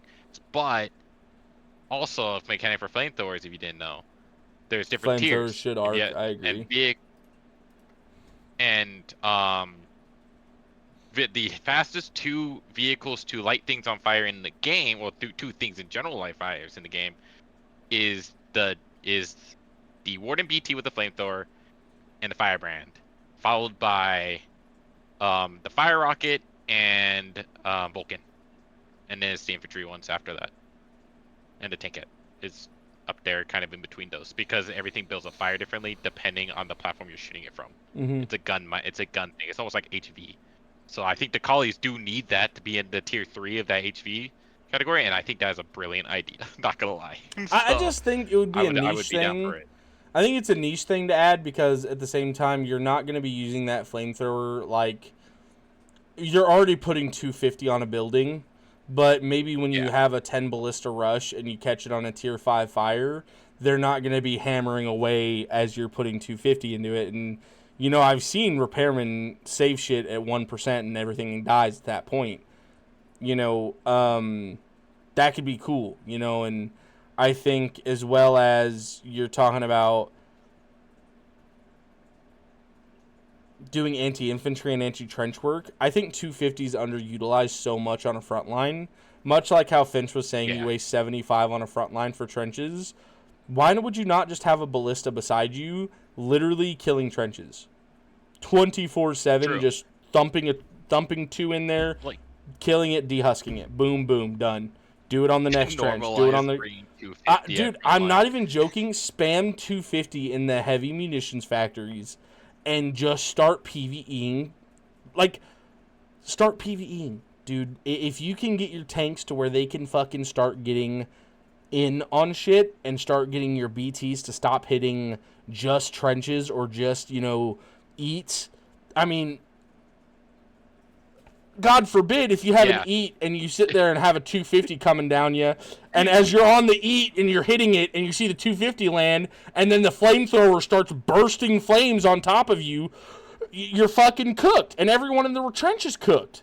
Yep. Now you actually have something Literally. that can kill infantry, set it on fire so it can't be like. I'm just saying, I think it'd be a cool implementation. Are the devs ever going to listen to me? Probably never. But that would be cool. You know. This is when we bitch on a subreddit or something, and they I'm gonna listen. say, Berg, I have an idea that I want to hear, like, what people also think of it. So, Bad you know, already. like War. Right, so Damn. War Thunder, they have the Germans have a British Churchill, and it's in the colours of the Germans' tank. And that I want it so what bad. what I already think know, they dude. I want it so bad. They should be allowed. They should allow. If you take an enemy's tank, you should take it to the garage to repair its armor. Repairing its armor then also changes the color of its tank to fit your faction. Say, like, you take an outlaw, you take it to your garage and you're a colonial. You fix it, then it goes green, and now you have a Dude, green I'm outlaw. telling And it's you the right same with the other way now, around. With a spather, you take it to a garage, then you get a gray spather. Like, if they should be allowed to I... do that because. Okay, well, It'd be one cool. thing, I'm going to tell you the issue with that inherently. One thing that would be really bad about that is people who do the, hey, let's meet up in this hex. I'm going to log out with a full MPF crate of tanks, and then all they have to do is store it in their stockpile that's hidden, go repaint it, and be like, dude, look what we stole. And then the next day, when it comes out, oh, we haven't died in it yet, when they're on the third fucking tank out of that MPF. Now, are they already doing that? Yes, but would that add to that? Oh, yeah. That would definitely, especially you could do bigger tanks. Because the inherent issue is you could start doing that with BTs. Because people don't want BTs because when you fucking kill a tank or you hit a tank and it's enemy, you have to run it till it dies. Or hide it at your facility defueled with power poles, but even then, 3 people come or 5 people come, mamming that shit out, boop, steal your fucking BT. Yep. Right, Never see it again. one way to try and fix that then would be is once you take, so say they get the reservable crate, they go and take the tanks out. The tanks are still reservable until they put it in the garage to change the paint, and then it goes, that removes its reservability whatsoever. It goes to public as soon as It will you do become it will, as soon as you do that, it'll become a public tank. So they still have to store it at their base like they would do if it was a stolen public tank. Or they put it in the seaport or storage depot and they can't store it privately in their stockpile anymore. It might not be the best way, but it'd be one way to stop people from keeping it private. that. All right, dude, you go clapping with the ISU. I'm going to hop on Foxhole tonight, too. I'm cooking up some shit. I can't wait for the Collie gunboat to come out. Thanks for coming, Finch. And also to tell you, I think that would be... I think people have asked for that for a long time, and I think that would be a really cool implementation. I just think there are repercussions to it, no matter which way you go. But I think those things are already happening regardless, and we shouldn't do updates based around alts because they're pieces of shit. Yeah. But Yeah. to And, top that, like, I do think it would be really cool if I could start hanging up my Stolen Warden SPG every night and have it a green color Warden SPG, and I could hang it up every night. Now, Yeah. the thing is, with this is the other thing. I feel like you're not gonna like this, but I really feel like that should not be allowed for BTs and stuff. I can. I don't think agree. BT I see chassis and up. I don't think that should be a thing. I think once they're Yeah. damaged, Yeah. I think that should be, because it's supposed to be like They're too they're expensive. yeah. Well, that and what I'm talking about would be so it would be so fucking easy. You would just see Warden BTs on the Collie side and Collie BTs on the Warden side, and it would be Well, such here's one thing with that then. You take it to the garage, change the paint, but it keeps its damage level there still. It doesn't fix its armor at all. It's just you're putting a new paint on it to keep with your Well, see, if that's all with you're your wanting tank is a lines paint to stop job, any like. I think you could just do this in the hold on. Easy way to counter it. To do this, you have to do where you know how you do upgrades actually on tanks, where it costs like hundreds and fifties of pecons and stuff. Yeah, that in the, building, field modification center, that isn't it? field modification center could do paint jobs, but no armor.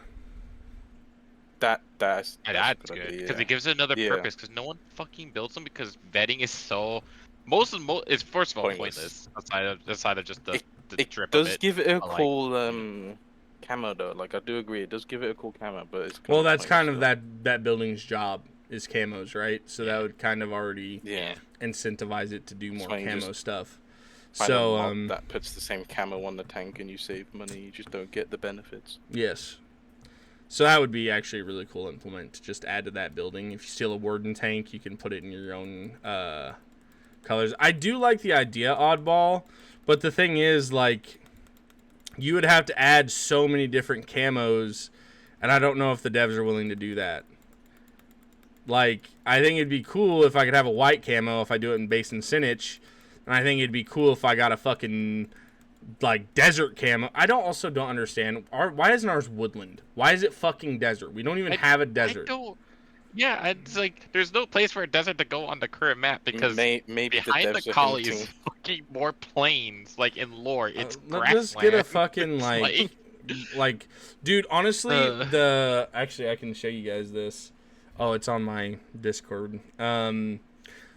The P dot that I have on our Nemesis from actually shout out to Gaz, plug for him, dude. He does camos. If you guys want him, go check him out on Twitch. He does camos for people for free. You just have to get in line, make a ticket and stuff. But he gave us a P dot camo for the Nemesis and a few other tanks. Really cool. A P dot camo would be really cool. It's kind of like green background with like darker green circles with a yellow P dot. So from like an aerial view, it would look like plains, it would look like grass and shit. Looks really cool. Either way, camo idea. That's actually a really good shout out. To be honest, that'd be a really cool update for the devs to look into. No, but going back to where this all started, I think ultimately the devs need to cave and give Collies what they wanted forever.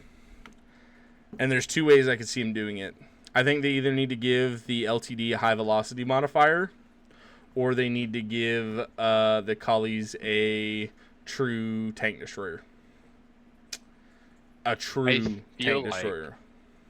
I feel like, honestly, for the LTD argument, they reduced its dispersion this war, this patch, whatever, right? So it's going to be like the Silverhand 68 now. So is the Blinder, so of course, that's parity, whatever. I don't care. I'm focused on the LTD because the LTD is the scariest thing to an outlaw, for real. Not it anymore. The scariest thing. Not anymore. Not anymore. But 20% high the vo, thing, and you're hitting the engine compartment up front, so you're it getting was. front and back shots. That's So, the thing that's so it dumb was. about the And it LTD. comes out.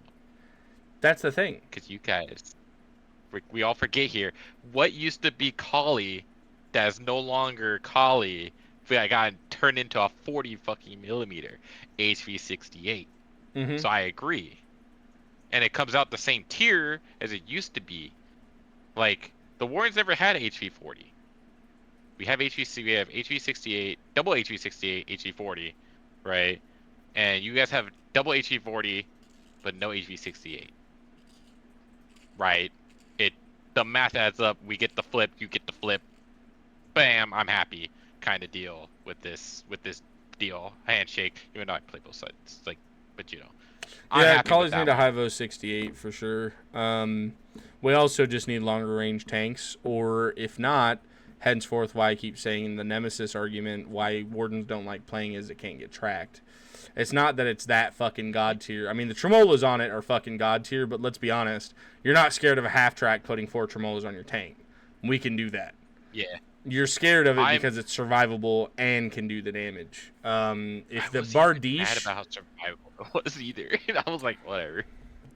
I think it needs. I think collie tanks need to be more survivable.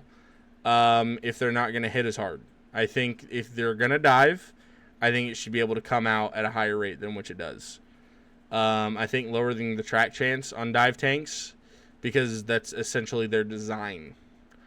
I don't think it's cool that a tank that has 10 more meters than me can track me on my way in and then bully me until I die. Like, yeah, that's not a good game mechanic. And the Wardens really don't have that unless it's the Silver Hand.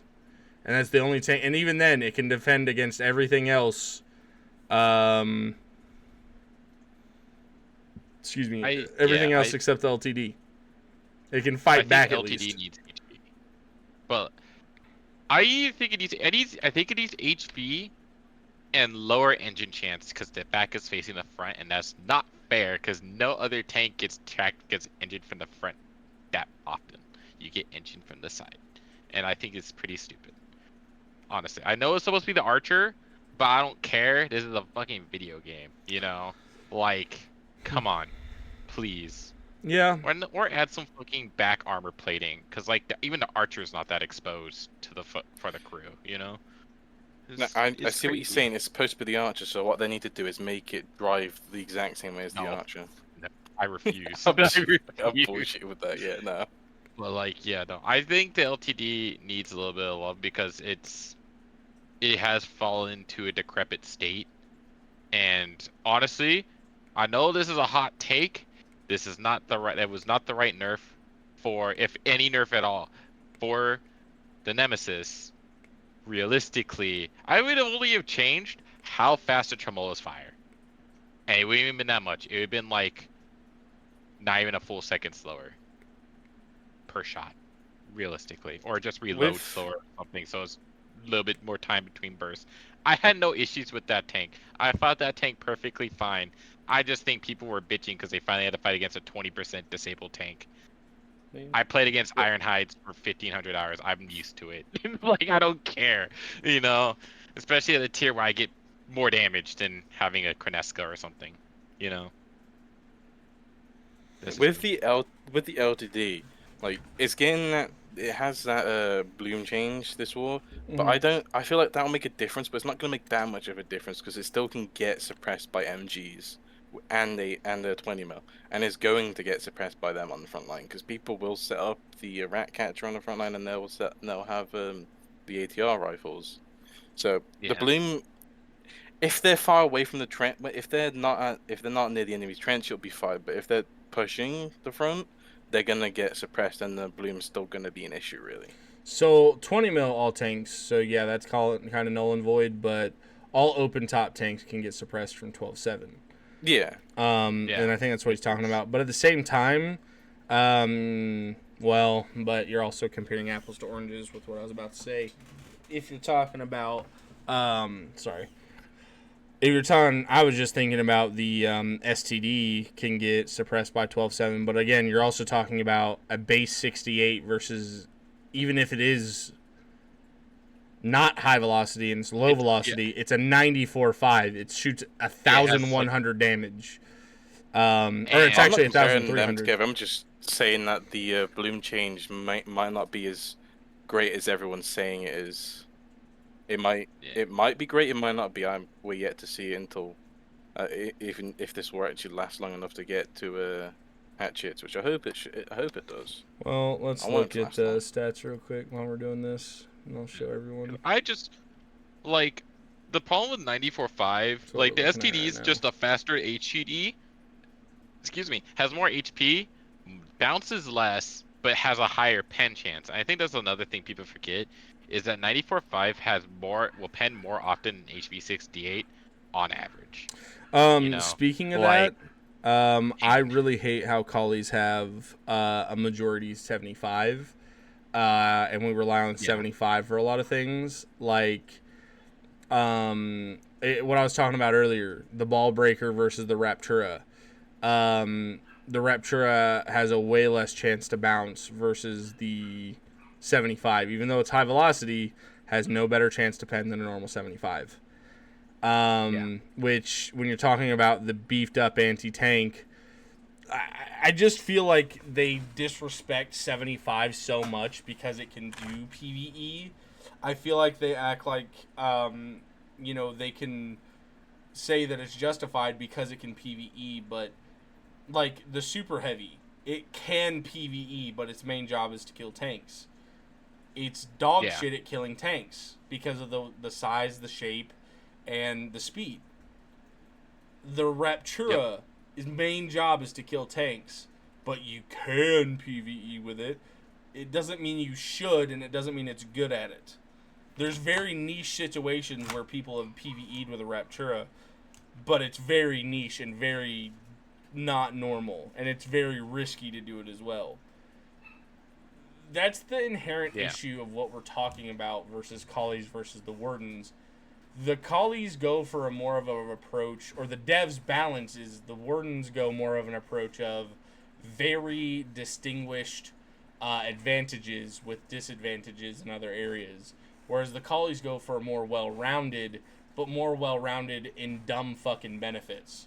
So our tank killers, which I don't even know what you'd call a tank killer on the collies except the Nemesis. I wouldn't even, like, the Bardiche is an assault tank. Like, I guess you'd go Bardiche, but you give everything up that's good at killing tanks for a faster, harder to pen tank, but at only 35 meters. There's only so many situations where that Bardiche is going to be able to shine. Versus the HTD is slow and shitty. I fucking love the Bard too. The Bard's good. Yeah. In certain situations, but overall, for a tank killer, what would you rather have? An HTD or a Bardiche? Yeah, I mean, like, the thing is, too, like, even you check on, like, the wiki, right, which is, like, monitored, but, like, the good wiki, not the bad wiki. Ain't no one here use the bad wiki, right? Please, God, don't use the bad wiki. But the Bard has so much fucking armor. It has so much armor, but it gets pen more, which is wild. I don't understand it. Like, what's the point of armor if it doesn't increase bounce chance? If it's a raw higher value than the HTDs. And that's where I just... Even if it's not by much. It just feels like you're just giving them a number to feel better. Exactly. Because it's higher than the Warden BTs. But that's the point. It gets pen more, and, like, again, when it gets tracked, it can't defend itself, and it has such a weird play style. Like, the Bardiche is in such a weird spot.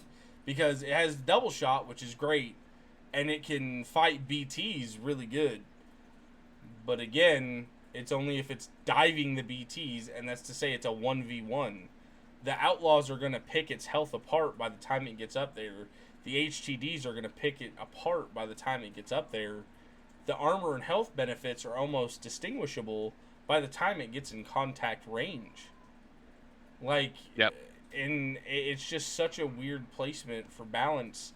And the Spatha getting nerfed 10% high velocity. It still has a quick reload, and it can still theoretically kill an outlaw, but that's to say you're 1v1ing and it's within range. Like the Spatha is relatively slow compared to a lot of Warden Oh, shit, it's you know?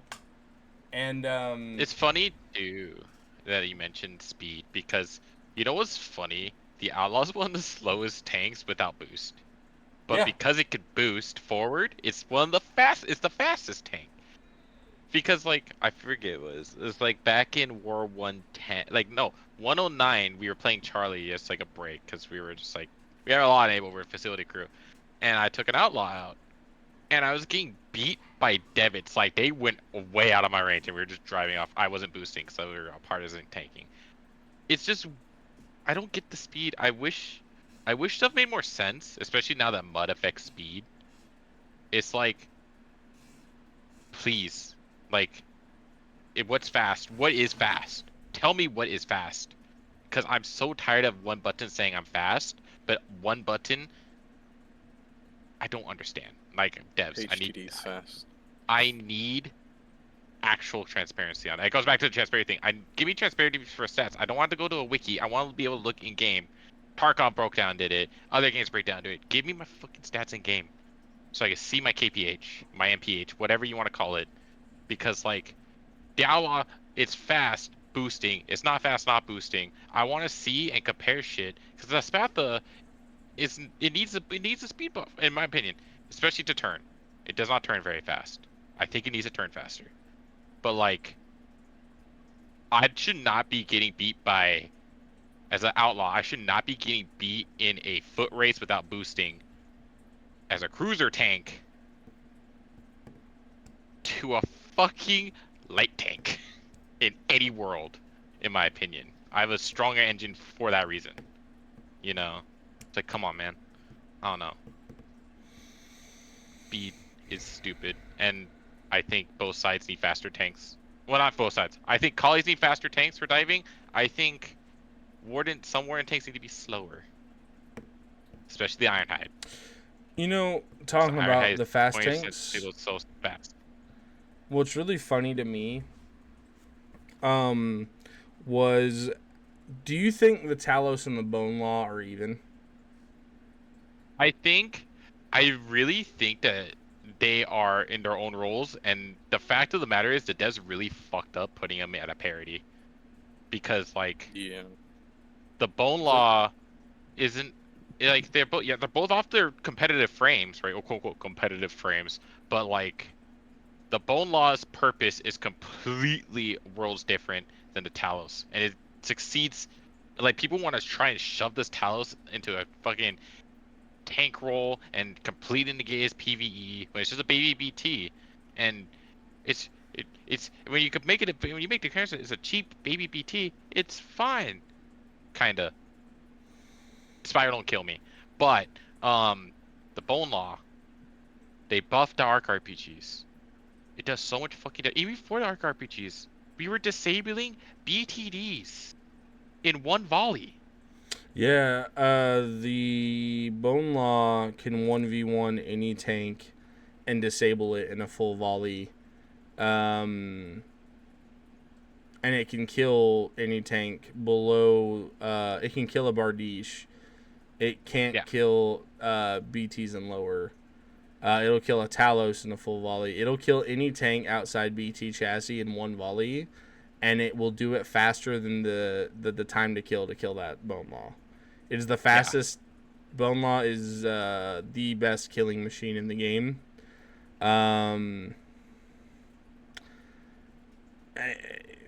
Again, like this is where I'm talking about. Like the Wardens hyper focus one thing and give everything else away. It gives its armor and its health away for an insane killing potential.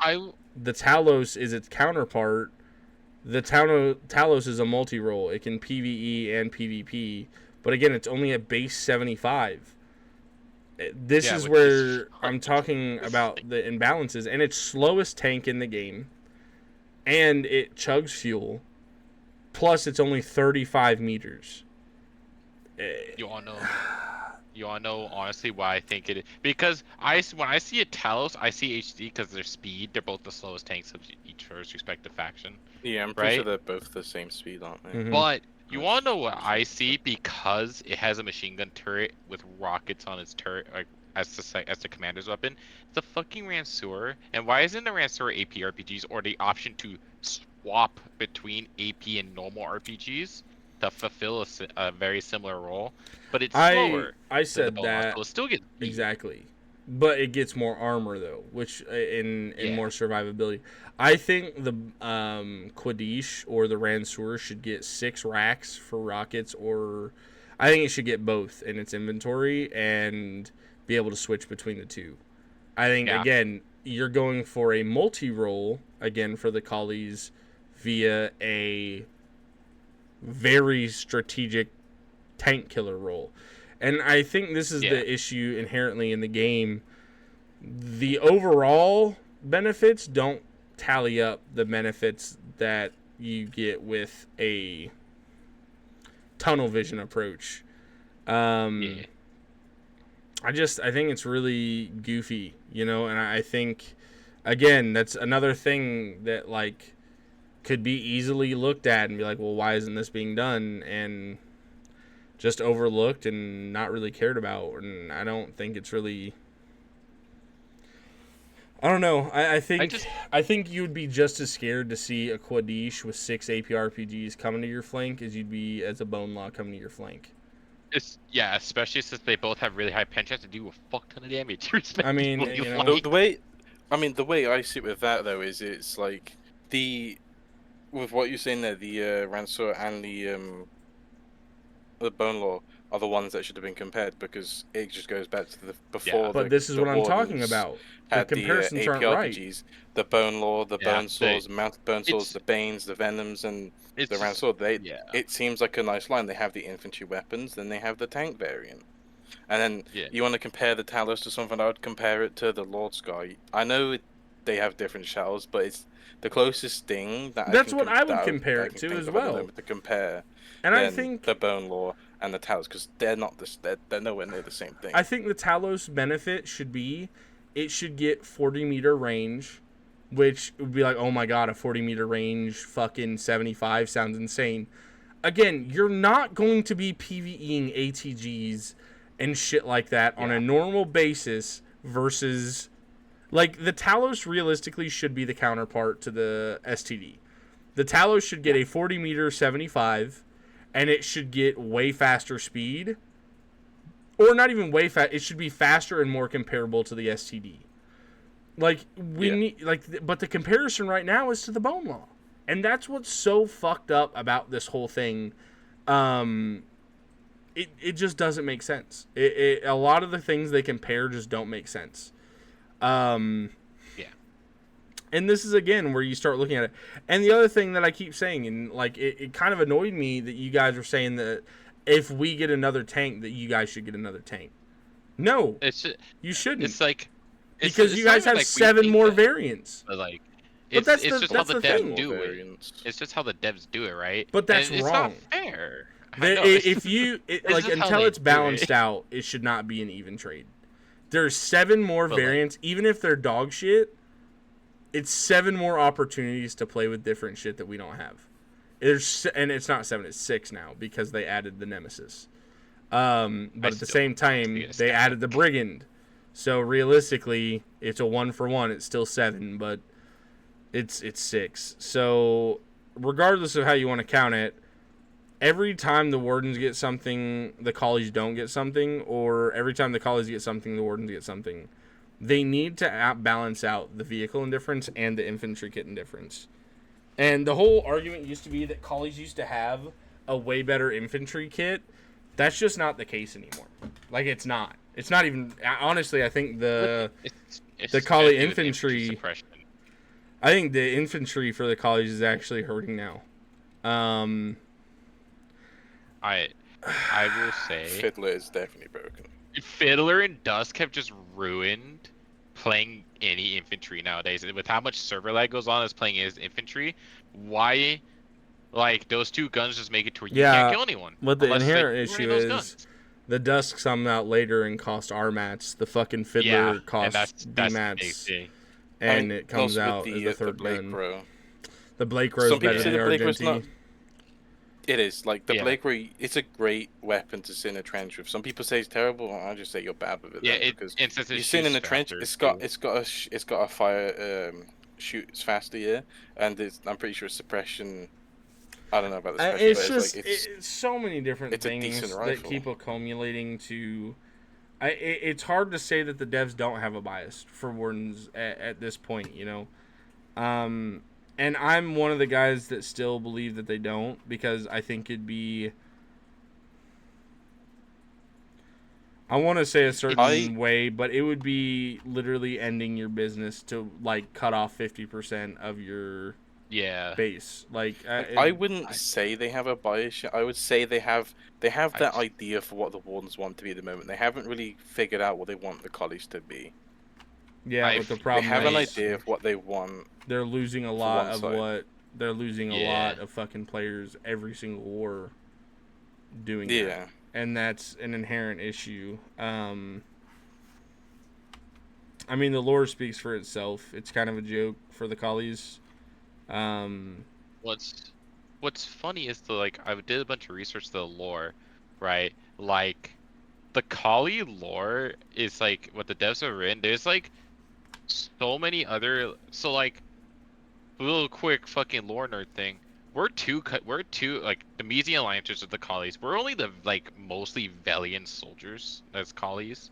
Like a little bit of the Mesians mixed in. We get some Mesian tech and Valiant tech. But there's like 4 other countries that all have their different war doctrines for the Collies, right? And all this stuff. Navy, Air Force, tanks. They all have their own fucking shit that they could easily put in because they're at war with 4 other countries that the Wardens are friends with. It's like a world war, essentially. Of course, we're in a World War II simulator game. The world's at war. Who would have thought?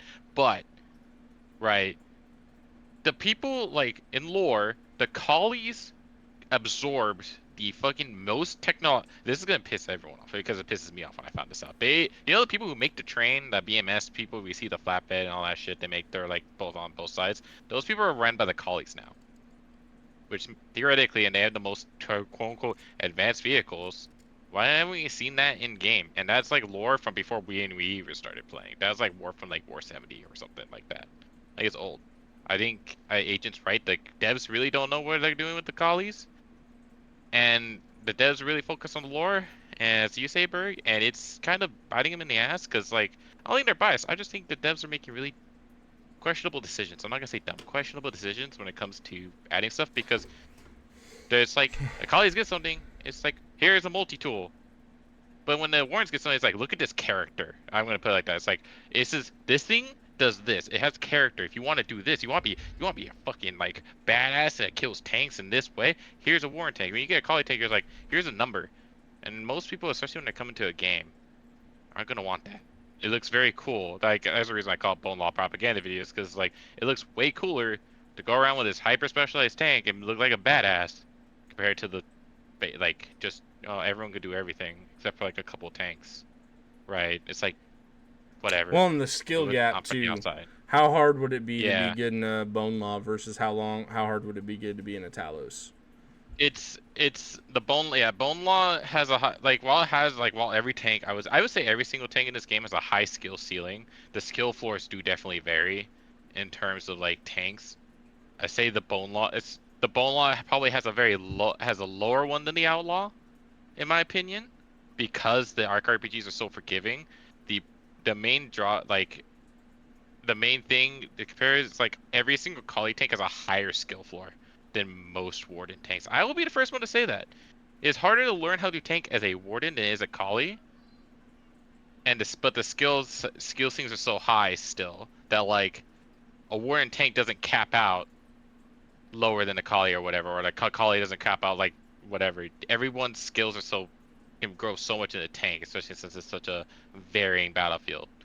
But yeah, Mm. it's easier in my opinion to learn a tank. You could pick up and learn a very specialized tank faster than learning a multi-role tank because you don't have to learn different situations to take. With Warren tank, if I'm in the bone line, I'm like, all right, there's no tanks, bye.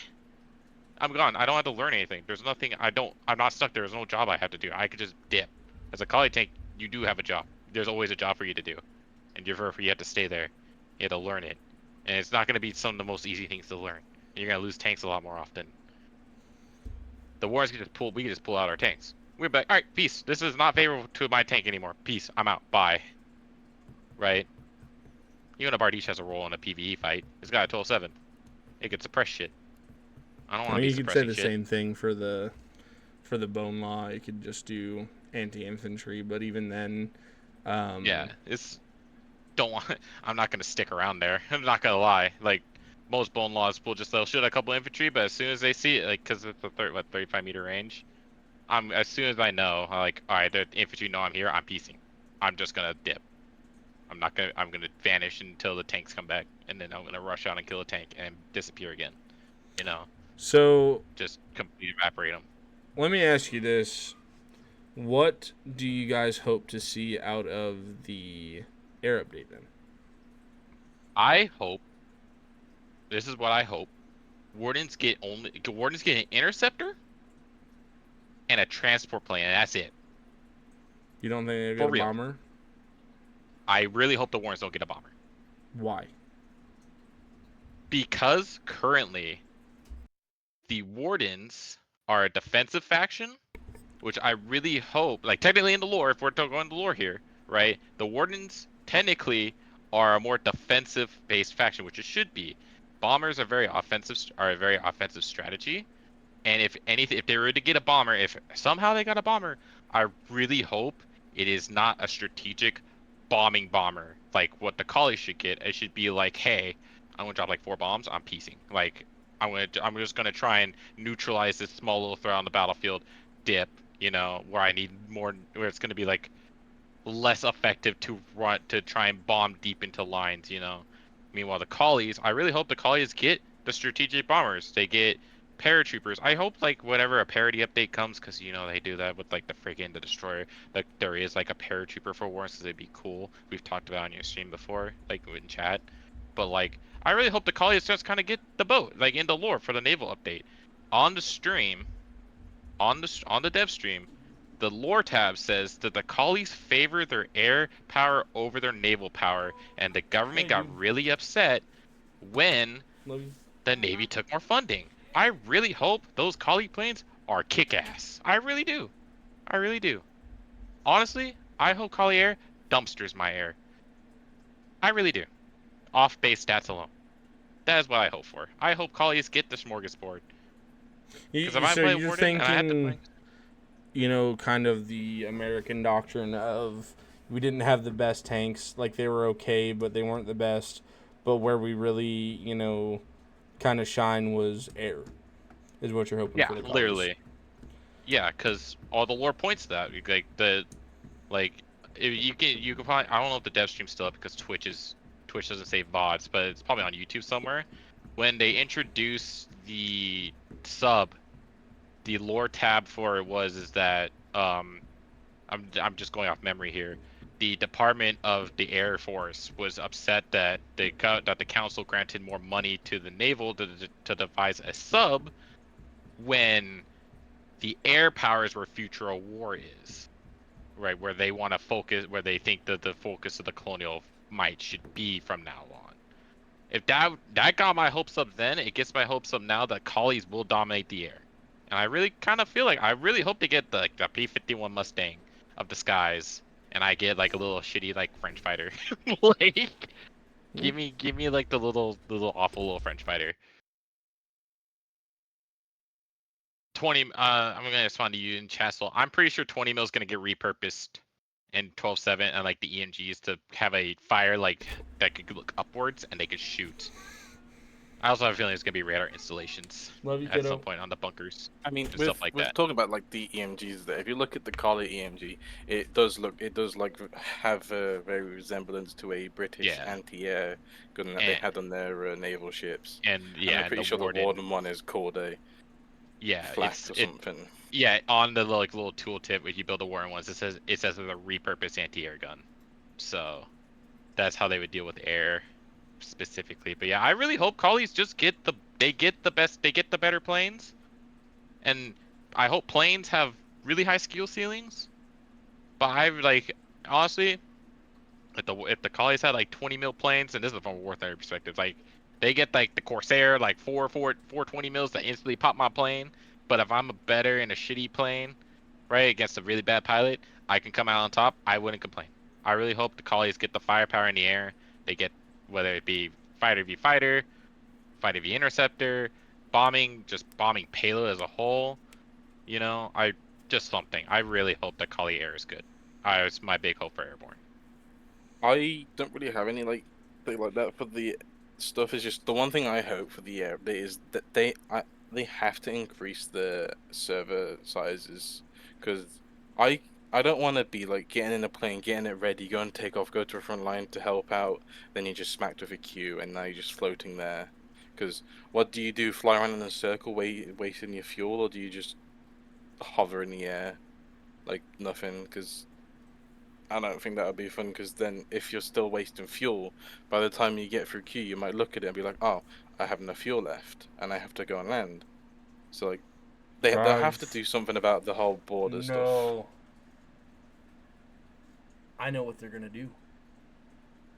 What?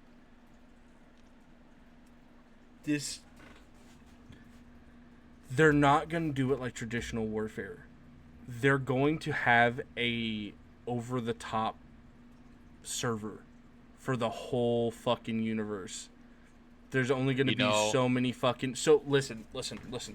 Hex right here, right? Yeah. 130 versus 130. Now you have this segment where the fighters can come intervene. There's 130 versus 130. You know, Bombers, they have the infrastructure 130 for that. and 130. Now you have multi-layered segments of air.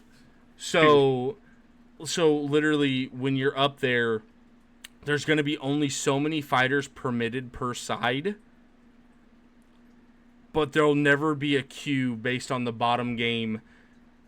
Exactly. It'll be a 30 versus 30 planes, and it'll be above the sky. And if you want to drop bombs, it'll be like a submarine. You do, all right, we're needing a bomb drop on grid square 3, alpha, keypad 6. You hover over and you're flying. You get to keypad 6, drop your bombs, veer off, bombs drop.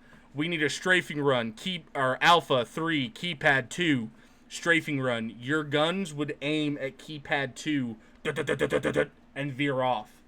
And then for plane to plane, it would, you would fight up there, and then you would have, if one dies, it would be like a mortar shell dropping down onto the ground with an image of a plane dropping. And that way they have multiple layers of conflict going on at the same time that don't interfere with servers, but servers can communicate server to server.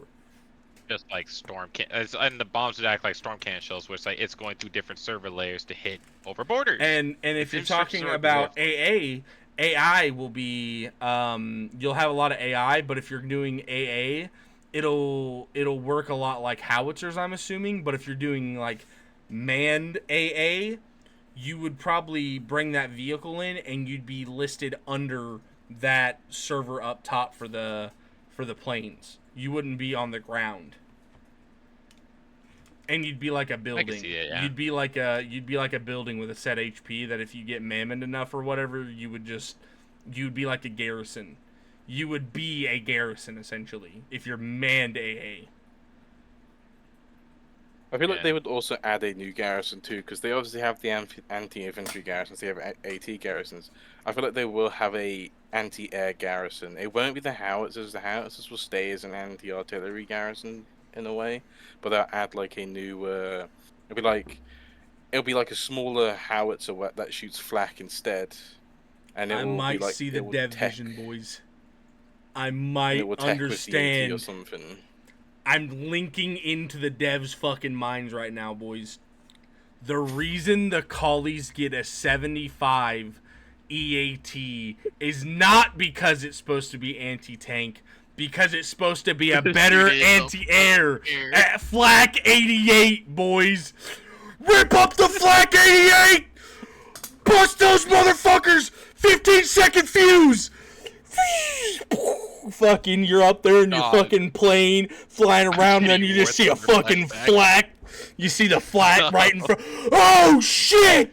You're fucking veering around, freaking the fuck out, and then all you see is you fucking start to shoot at it, and then you hit a fucking garrison AA, and then you just see a fucking holy hell rainfire of 12-7 come evaporate your ass as you become a nuclear bomb about to go drop into some poor peasant's trench.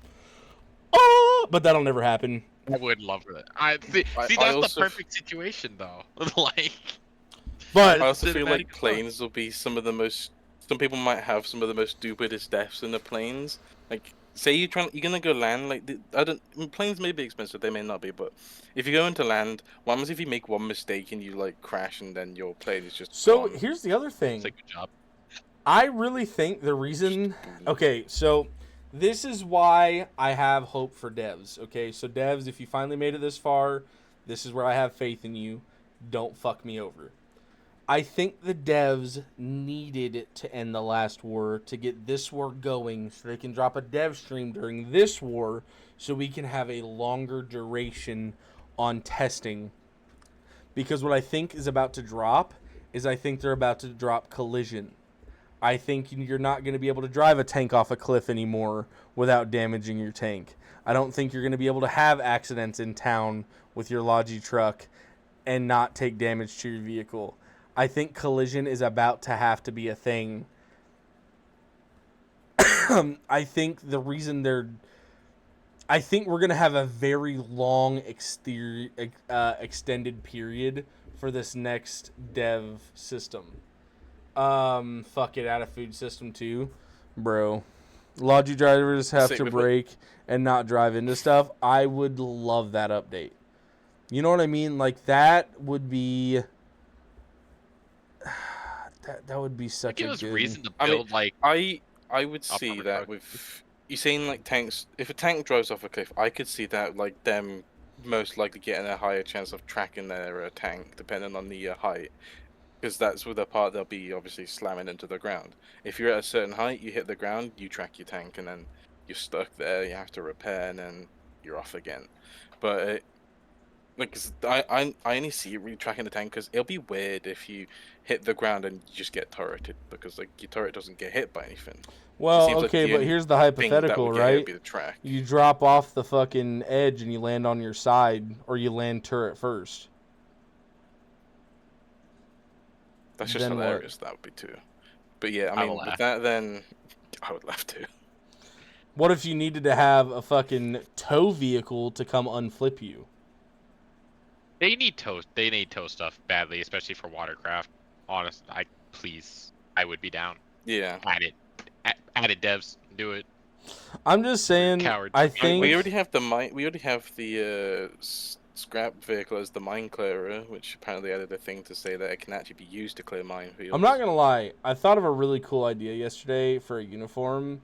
I forgot who I was talking on the front with, but I thought it'd be really sick. I heard of it. I heard it. Yeah. So You have the I think welding a torch really and fucking uniform. sick uniform would be the repairs uniforms. You know those guys, shout out to my boy Finnick, dude, out in fucking everywhere on the map last war with your fuel truck. Imagine if that guy and his fuel truck could hop out and he had a fucking torch kit and he could repair your vehicle for free without BMATs. But that's the only thing he can be equipped with. And it's it literally puts him at 99% encumbrance. But it would be like, Lexi, but you're a one of a kind though. You can still do that, but this would be a uniform that is dedicated to healing vehicles. Essentially what Bone calls them are squires. Squire, we need to be matched to the tank, post haste. Yeah, And that motherfucker runs it's up. Like the, but like We're you gonna have say a it's welder's like, mask it's like on. The engineers, Yeah.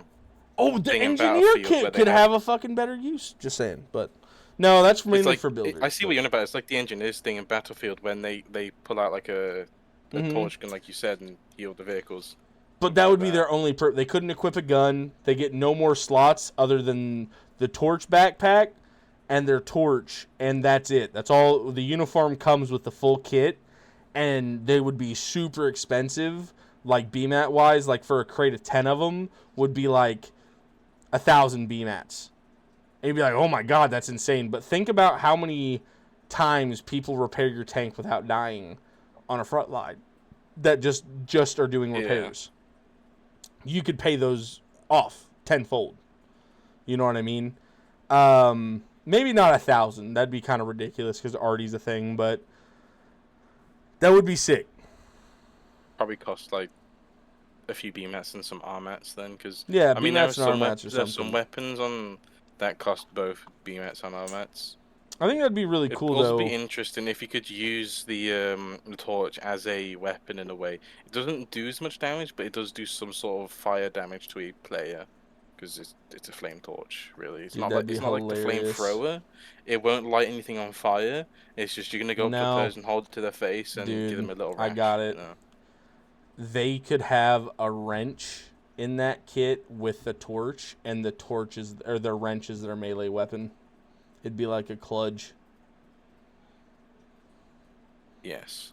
I think they should have made the hammer the first melee weapon to the game, too, to be honest. If I could charge into a fucking bunker with a sledgehammer and absolutely knock someone's block off, I would. That'd be sick. But no. Oh, I have another suggestion. Make ACV dig out tier 1s. Dude, fuck that. Just give us a goddamn fucking excavator, bro. A different ACV or CV that is a excavator that can dig out concrete, that can dig out fucking... Make it come out last, tier 3. But it can dig out dead concrete. It can dig out tier 2, tier 3. It can be loaded with BMATs, so if you start digging, it just automatically removes all the bullshit in there, and it just costs the BMATs to remove it. Anti-tank mine harvester, please. Oh. Yeah. Harvester. Yeah, because the harvester clears mines. What if we had a mine laying vehicle for ground mines? I feel like I controlled so much though. But to be honest though, that would be really helpful on like, you know, let's say a border base is about to get popped and you need to lay down mines quickly and you don't want to go around with a truck and lay down mines. You could have someone run out, you know, with a truck of crates of mines and just keep throwing it into the vehicle and, you know, have the fucking little mine layer. Oh, yeah. I wouldn't be trolled by collies or wardens. I'd be trolled by my friends. They'd fucking drive up Hey, listen, dude. And fucking mine around my vehicle. We got a rule in Bone, all right? If your friendly mines aren't killing 2 collies to every warden, your minefield wasn't good. All right. We lay down mines. Ocelot Bridge. Killing more than just people. It's killing vehicles. It killed but listen, it was effective. Okay, people stopped going in that area. All right, it worked. My idea worked. All right, so it doesn't matter what it kills, as long as that minefield tastes blood or vehicle. Blood or oil, it's a good minefield. And also, I have a question for you then, Berg. Say you've pushed, like, you're pushing on the front, you've taken a lot of land from the wardens, and now the front's gone, like, this is so far away. Perfect. I already know where you're going with it. This is so perfect. And now you are left behind. You have some of the in-place weapons now, and they're just sat there. The only way to deal with them at the moment is killing them. But you've pushed that far. I think the team has a right to take them. I tried to explain it to Tenkin, and he said it to you in a way I don't think he explained it properly. But what it should be done is you go to that, you wrench it like you're wrenching barbed wire, that packages it, then you do what you normally do and take it to a storage depot or a seaport like you would normally do with one that's on the back of a bed, because it would still be a warden or collie The easiest way to do that, take it. Just when you wrench it, it disables the gun. I think you should be able to disable an enemy gun, much like when you make a mortar shell in the new infantry arms, and it comes in a crate. It comes as undone. You have to take it to the seaport, much like exactly what you were saying. Yeah. When you wrench it and put it on the back of your flatbed, you couldn't go put it in another trench. Otherwise, it would just be a disfigured fucking gun. You would have to bring it to a seaport, repair it at the seaport, like put it in, and that repairs it. And when you pull it back out, shabama-la-boopy. I think that would be one of the coolest additions. If you're pushing front lines and shit, if they leave guns behind, they should get punished for it. And I think your old defenses... Yeah, because, you did all that work to push. You should be able to take them you should be able to take the weapons that you got there, because you put the effort into push and kill them before they could use them, and it also stops you from having to waste the materials there, because, they're still a gun, you still have a right to use them, Yeah. I do think... Because, if you're pushing the big base, it would force people to try and not always kill the Starbreaker, because you might want to try and push them back if you can and take the Starbreaker. But it also keeps the fact that the enemies can't jump on the enemy's weapons. They have to disable it, and it'll be a slow, wrenching time. Well, it makes it a mini... If you're trying to do it on the front line... It makes it a mini game. Yeah, if you're still on the front line and trying to do it, the enemy have plenty of time to come and, QRF you as you're doing it. And it'll also dump all the ammo that's inside of the inventory, because obviously you still can't access the inventory, so you can't empty the ammo. So when you're disabling it, it will dump all the ammo onto the floor. It does two things. One, it stops alts from turning the guns around and letting a collie or a warden come use that against the defenses. It stops that because you disable the gun outright. Two, it allows theft of entrenched stuff, such as Warden 120s, Collie 150s, Warden 150s. It also ensues what I call a mini-game or an event in-game that I would like to fight for.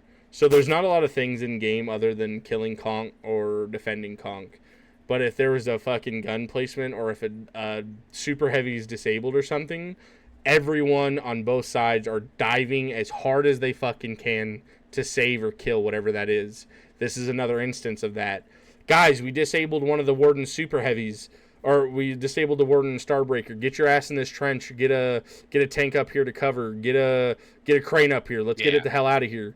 Pack it up, get it the hell out. Or as the Wardens, guys, we got to go get this gun fixed. Fucking get in the trench, push them out, and fucking, vice versa. You make a mini game out of it, and that's something that would kill Riptros, dude. Well, exactly, and so that would be something you would see, and it also, theoretically, when you're done at the night, and maybe you're left to only AI. Well, all right, maybe we should go put this fucking Raptura in the storage base, or the storage depot, put your expensive shit away, and stuff like that. Like, collies would go fucking bananas over EATs. They would fucking go out of their way so much to steal those. And I don't feel like Wardens would go too crazy over beats, but I know they would go crazy over the Raptura, much like us for the Starbreaker. We would go fucking bananas for them.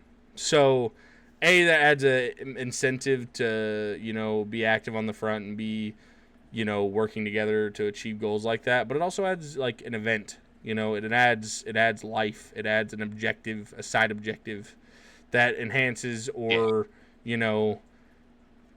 enhances or really dehances your fortification, set there. So, another thing, talking about those mine vehicles earlier, I think mine vehicles like that would be so helpful, because let's say that you're making a push, but you're not going to be able to build because there's a lot of dead concrete everywhere. A mine-laying vehicle would allow you to push deep and kind of do a scorched earth policy like the Russians did in World War II. You push them deep, you push them deep, you push them deep.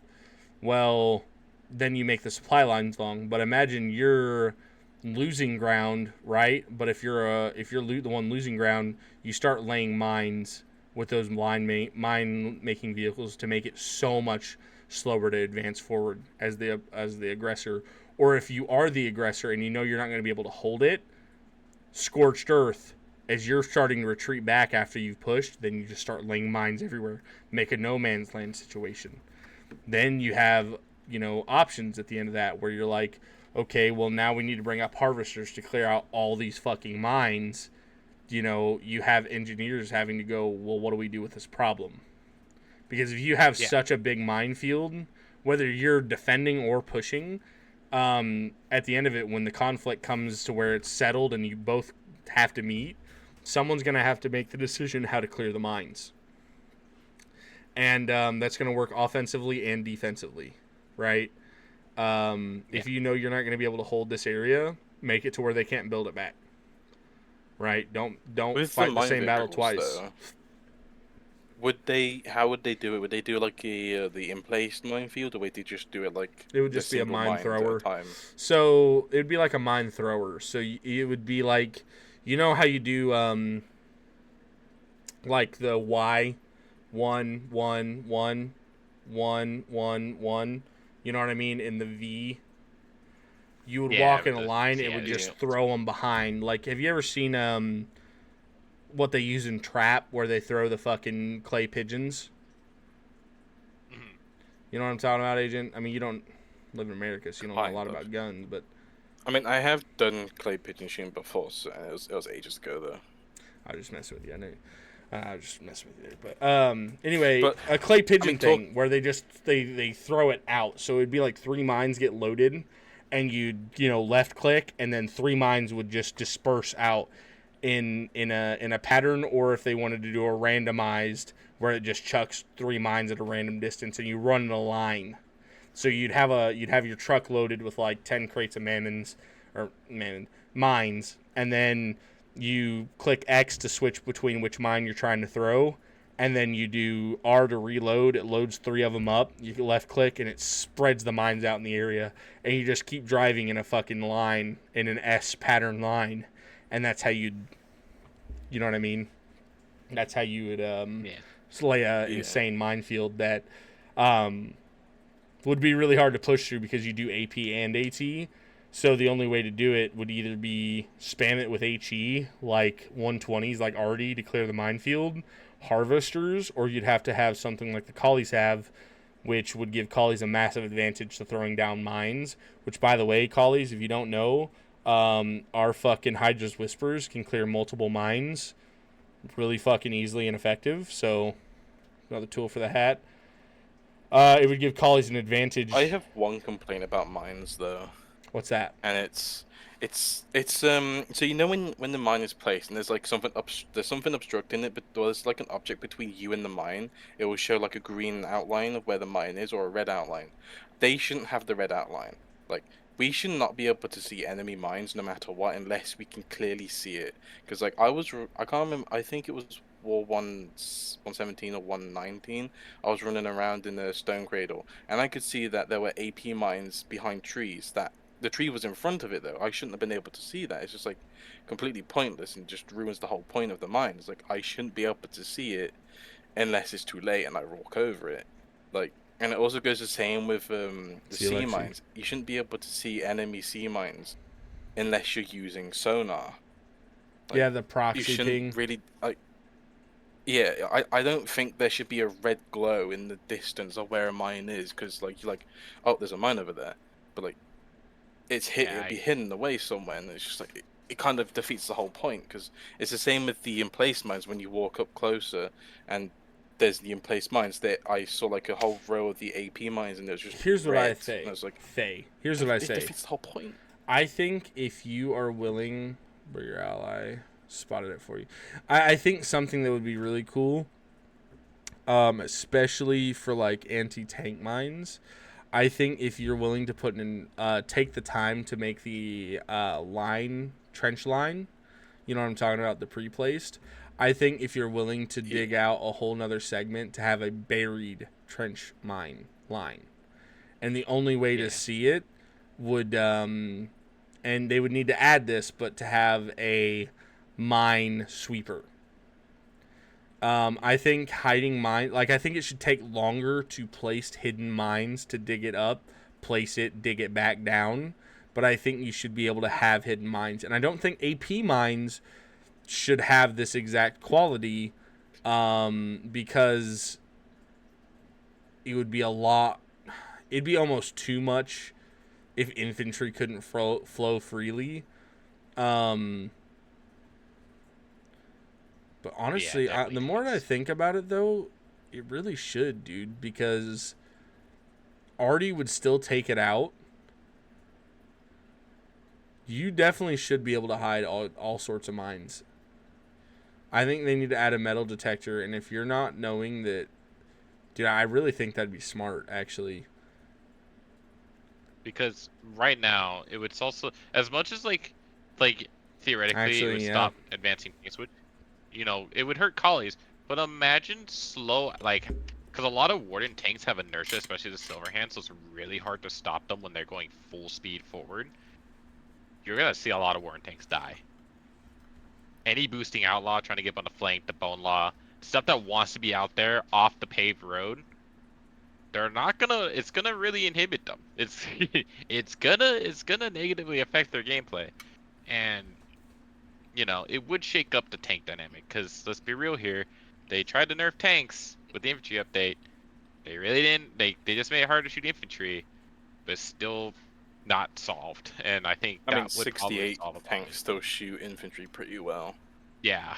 Well, here's the other problem I have with this last update, too, and something that really bugged me. It made infantry fighting tanks fucking bad at their job. And the IST being one of our main chassis that count up as some of our tanks, and even your scout tanks that are designed to shoot infantry, it's really fucking bad everywhere. right now.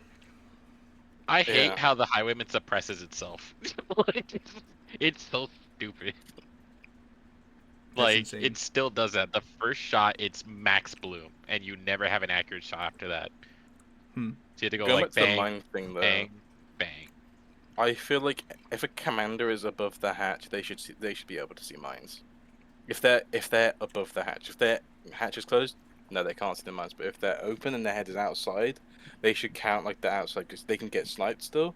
So they should still be able to see mines that are like placed around them.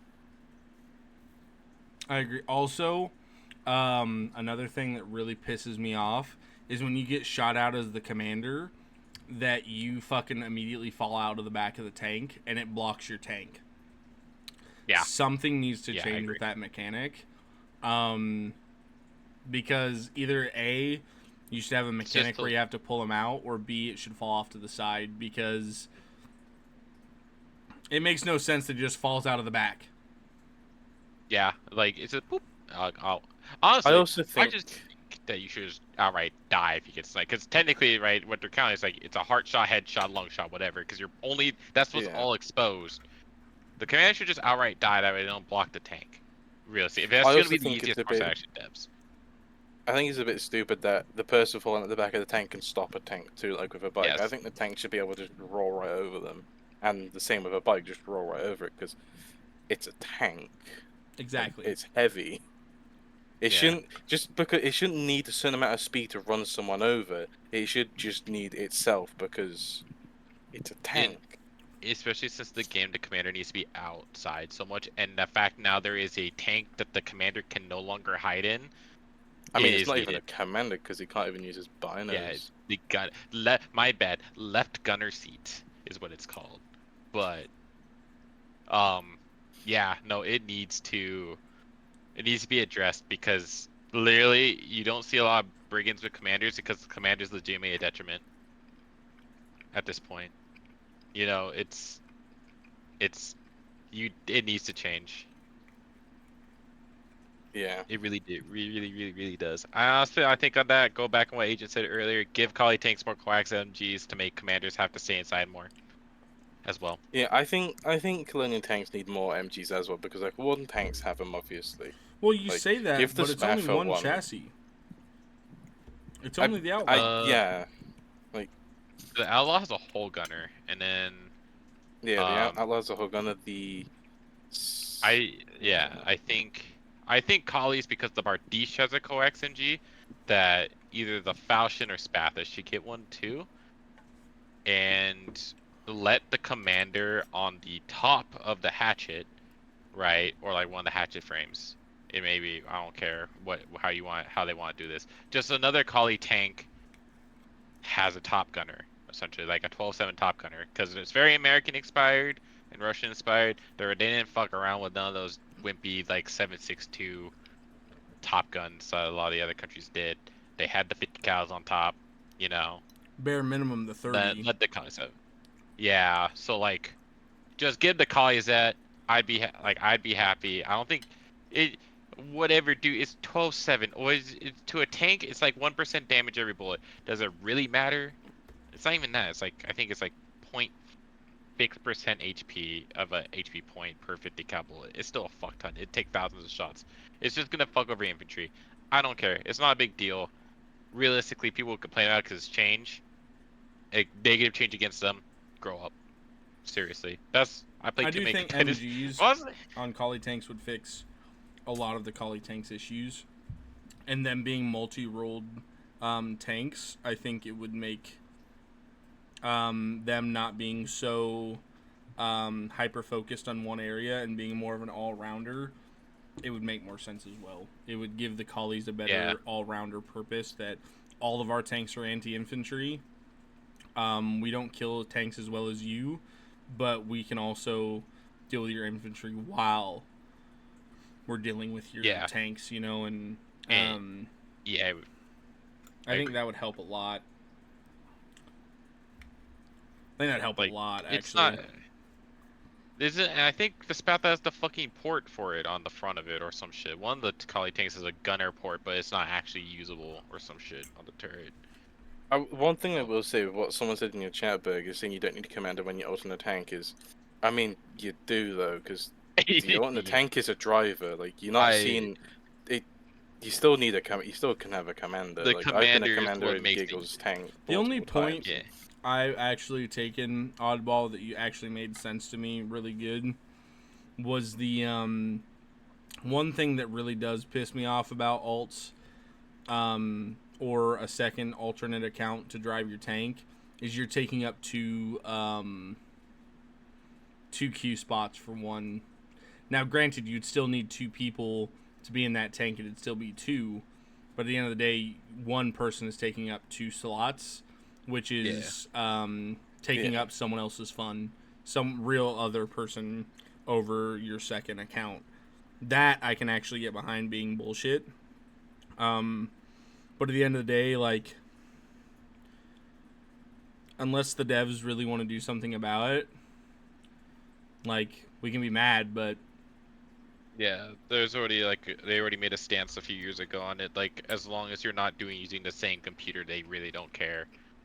So I mean, like, with that, then yeah, with what Giggs is saying there, there's no way for them really to prove that it's an old like Giggs could just say that as her sibling is using her laptop to play True. Foxhole, and the Like- devs don't really have a way. And that's obviously this video. They don't have a way to prove that she's not telling the truth. It's like it was trying to combat alting is a it was something we difficult thing, talked really. about. It was something we talked about in 104 because we had a huge conversation about it. I want to say 2 years ago. It was kind of like somebody made a report that somebody was alting a tank, and the dev said, "Can you prove that they're using the same computer to multi-box? Because using two separate computers, it does not count as multi-boxing." And then we were like, "Okay, it's not multi-boxing," and that's what the devs care about when you're using multi-crew vehicles. But if you're alting and using even another computer to go to the other side, even if you just want to say like, even if you're like harmlessly like, I just want to play both sides in a war, and you want to have two computers to do that, that's cheating to the devs. You can't do that. It's a very weird stance. yeah, Oddball, but at the same time, like, I get your stance on it, but it also gives them a massive disadvantage. Like I said, I've been hit by stickies multiple times because I've not been paying attention to my driver. like, it's a lot. It's a lot to do one position in a tank, and it's almost too much to do two positions. I definitely agree with that, to be honest. It hurts my head a lot. Now, when I have you to know do what it. would completely cut alting out in general? If you really wanted to cut multi-boxing on tanks, every tank should have an engineer to reload. If that's what you really want it, then every tank needs to have an engineer to reload. If you really want even with that, multi-boxing, people are still multi-boxing the STDs and that. Like people are still. Well, that's because the STD yeah, but again, though, is how fast. ineffective is it to do that, though? Yeah, That's even worse. It does make it. It makes it very much like the STD is because Desert Nox does it, right? Everyone knows he uses another account, right? He streams it. He talks about it. But like when he's using his STD as a warden, he swaps seats and reloads, but he has to pull himself out of the fight. He's legitimately making himself ineffective longer than it would be to reload with an actual engineer, which is the downside of doing that. So it would help, like cut it down. It wouldn't stop it, because you just have the people who are just stubborn who would just keep swapping to and from, and but then here's the really shitty thing to do if you really want to stop that to really do it. Don't make it the next seat after the gunner. Make it the seat after the commander, because you have the seat swap speed, and most people just press Z if they're doing it because the engineer's right after gunner to go to the engineer and they control 2 back to gunner. Make it have to get control 3 or control 4. They actually have to hit the extra key. It would slow them down, believe it or not, and it would cut down on driving and gunning. Yeah. I mean, don't get me wrong. Both sides do it. Yeah. A lot of Spathas do it. Spathas are like really good tanks to do it on. It's really funny. I mean, I would It's better argue to do it that as probably than morning. any tank is good to do it in. I mean, especially, I mean, Outlaws, It's just because LTDs, HG, any tank. That's yeah. just, I mean, HGD, LTD, Spatha, and not Bard because you need the machine gunner, but like, what is it? Silverhand, you can, but you do need a third person because you lose a gun, and a Nemesis, you need a third person. For the grenade launcher or whatever. But like, you do on the STD. But really, yeah, it's just HG. It's the one where it's like the third seat is optional, realistically. I will say with me, I obviously I do more bugs as well, and one of the main reasons why I do that is because when I started Foxhole, I was shy. I was too afraid to talk to anyone on the front line. I still am, but if I have to, I will. Like, Yeah. I'm talking in here obviously, but I know Berg and I know Giggles. Like, that is calming to me because I know them both. But like, I'm still too afraid to ask some random to hop in a tank with me because I have my social anxiety. So Like, this is Oddball's take, and I understand what his take is. Soul. Let's say I wanted to tank, but I'm alone. Let's say Giggles wanted to tank. He's alone. He can get his alternate account and get in a tank. I cannot do the same thing by myself with one account. That's the advantage in it. That's Oddball's argument. Soul Killer is, like, he can actually man a tank with 2 people and be way more effective than me solo tanking tenfold. He's an actual tank. That's the advantage. And the trade-off is that I lose my awareness. I trade out awareness. But if the trade ball, though, Oddball, is if yeah. me and Agent, let's say Giggles is a tanker, right? But Soul Killer, if that's your stance on that, though, then why shouldn't he just ask someone to hop in his tank? That's the inherent issue is why should he be able to do this when your retaliation to my anger for it is, well, why not just ask someone to hop in the tank? Then why should he do it in the first place? The inherent problem, though, is Oddball. Giggles' issue is he is worse than 2 different people in a tank. So let's say me and Agent get in a tank and we fight Giggles. We have a higher probability to win against Giggles every time because we can repair faster.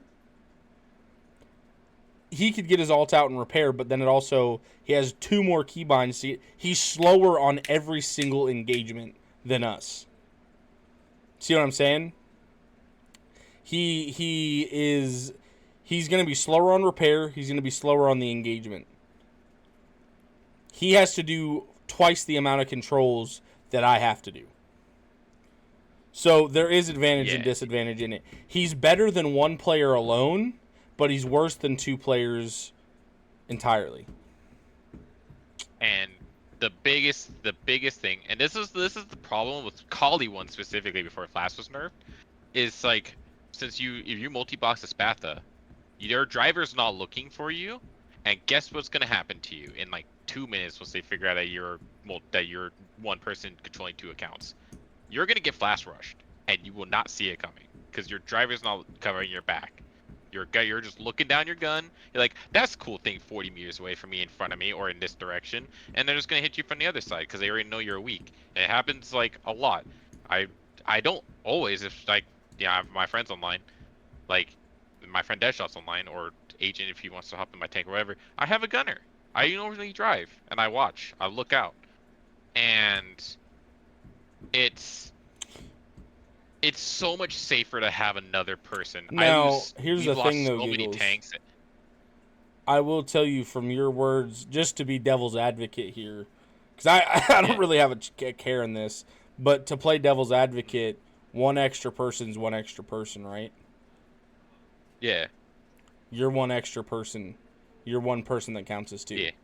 So either way you want to look at it, you are getting an advantage at the end of the day. Yeah. Like, that I am is getting a truth, but at the same time, I get Oddball's point, and I get your. I don't really have a stance on it too much because, A, I'm not a dev. I don't declare the law on it.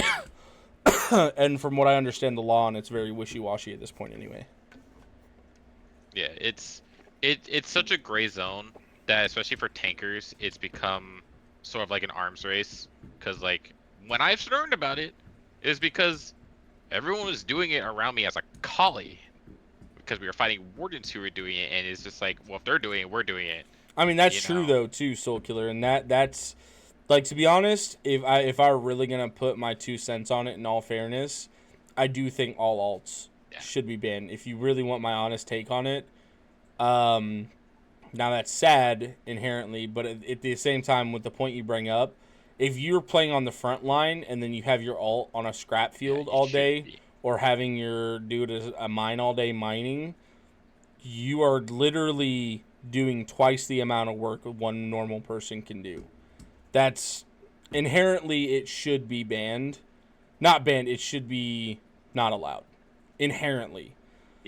And that is how it's being done right now.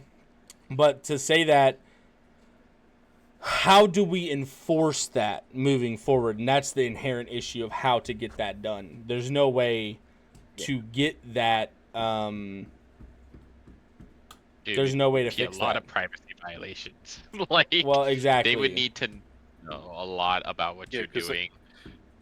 But also, if you got banned for that, all it takes is for their friend to be like, "Ah, that was my account. I was just AFK for a minute or something." Like, yeah. There's no way to prove that you have your ult there. Like, there's a way around. There's always going to be a way around it. Like, obviously, I don't agree with all that. Like, I don't. Like, last war, I hopped in a tank with another friend of mine. Like, if I can, I will hop in a tank with a friend. It just, it depends on how I feel on the day of Foxhole, because sometimes I'm not always up for tanking in Foxhole. Sometimes I just want to do Logi, and I'll do Logi on my own. Like, I won't have an ult for that. I just do it by myself, stick some music on, and do that. It also doesn't help that nowadays, especially as a warden, right? Well, Baker Reggie's look out for you, and is something that's happened to us, right? There's not a lot of, like, you want to make something big, and this happens as a collie too. Devs just make it harder and harder to be a smaller and smaller group, and they incentivize more along the lines of having this behavior by making the grinds harder. And solo people are harder to find groups more and more and more without feeling like a number and feeling individual. That's one thing I do like when I look at Bone too. Is the like, more points I'm looking at this, the more points I'm really looking at this though, the bigger advantages I'm seeing from alts, because, like, obviously you're not using it in malnourishment, but people are. So let's theoretically say this adds worse to the economy, which is already really bad. If I kill you in an HTD, my alt could be getting a new one ready for me right now. Exactly. Like, so the point being, you automatically are like that. It just. Yeah, I'm gonna be honest. It needs to be fixed, because. But I mean, With Yeah. saying that though, what stops you from killing another tank? The person that was driving that tank just goes off and gets another tank at the Well, exact no, same this speed. that's not where I was going with it. My point was, let's hypothetically say you two right now are in a tank together, right? But you guys both have Yeah. alts farming components. If we Yeah, kill your I see tanks, what that Berg's makes sense. saying. that means nothing Yeah, I hear because that, your yeah. guys are Yeah. already getting more made. While if you kill my tank, now I have to go farm components, get off the front line, while you're doing both at the exact same time. That's an inherent advantage. Now, obviously, I'm not Yeah. accusing you of you doing that. Obviously, I know most people just use it to get in a tank, but there are people, especially the more you bring it up and the more it gets popularized, the more that will be an Yeah. issue. And let's say there is a 10% higher. You guys are both warden, right? You guys are 4 members that I'm talking to right now from a warden regiment, not 2. That is true. And that is an inherent We issue. can't outfit a tank. So my big issue is realistically maybe that does account for that 10%. Maybe not 10. That's exaggerated, but you get what I'm saying. Maybe that is It 2% does is contribute. Yeah. that is 10% that is possibly just getting used. And like I've heard a story last war where there was a dude who had farm bot 1 through 4 on the wardens, who farmed a full component field by himself while he wasn't even online. Yeah. That I mean, is. if you have 4 ults, that is like, I just think that's way too Dude, much. I too, don't. like, I But don't know how either way you want to manage cut that but cookie, like to be honest, the more points that get brought up, I- though, that is an inherent issue, and I probably does is, need to get it is. stomped. It's I mean, there was almost- another thing I Well- heard, like Gigs told me about how someone had like multiple ult accounts and they were able to solo a BT. It's like, yeah, that it was as a well good is poly also streamer back in War an 97. advantage, and that, in my opinion, is that's over Yeah. over a line. Like, that you stepped over a line to do that. Like, you shouldn't They be had able to 4 solo a BTs. BT. It's funny, but you shouldn't be able to. You should have to rely on people for a BT.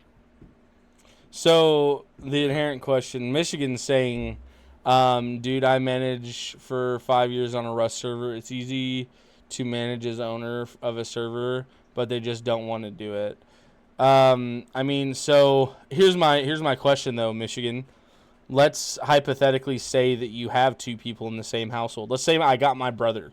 All right, my brother's a streamer, and he actually asked me what game I play 2 other days ago. We share the same IP. How does that work based on if he wants to play Foxhole and he multi-boxes, but I don't? What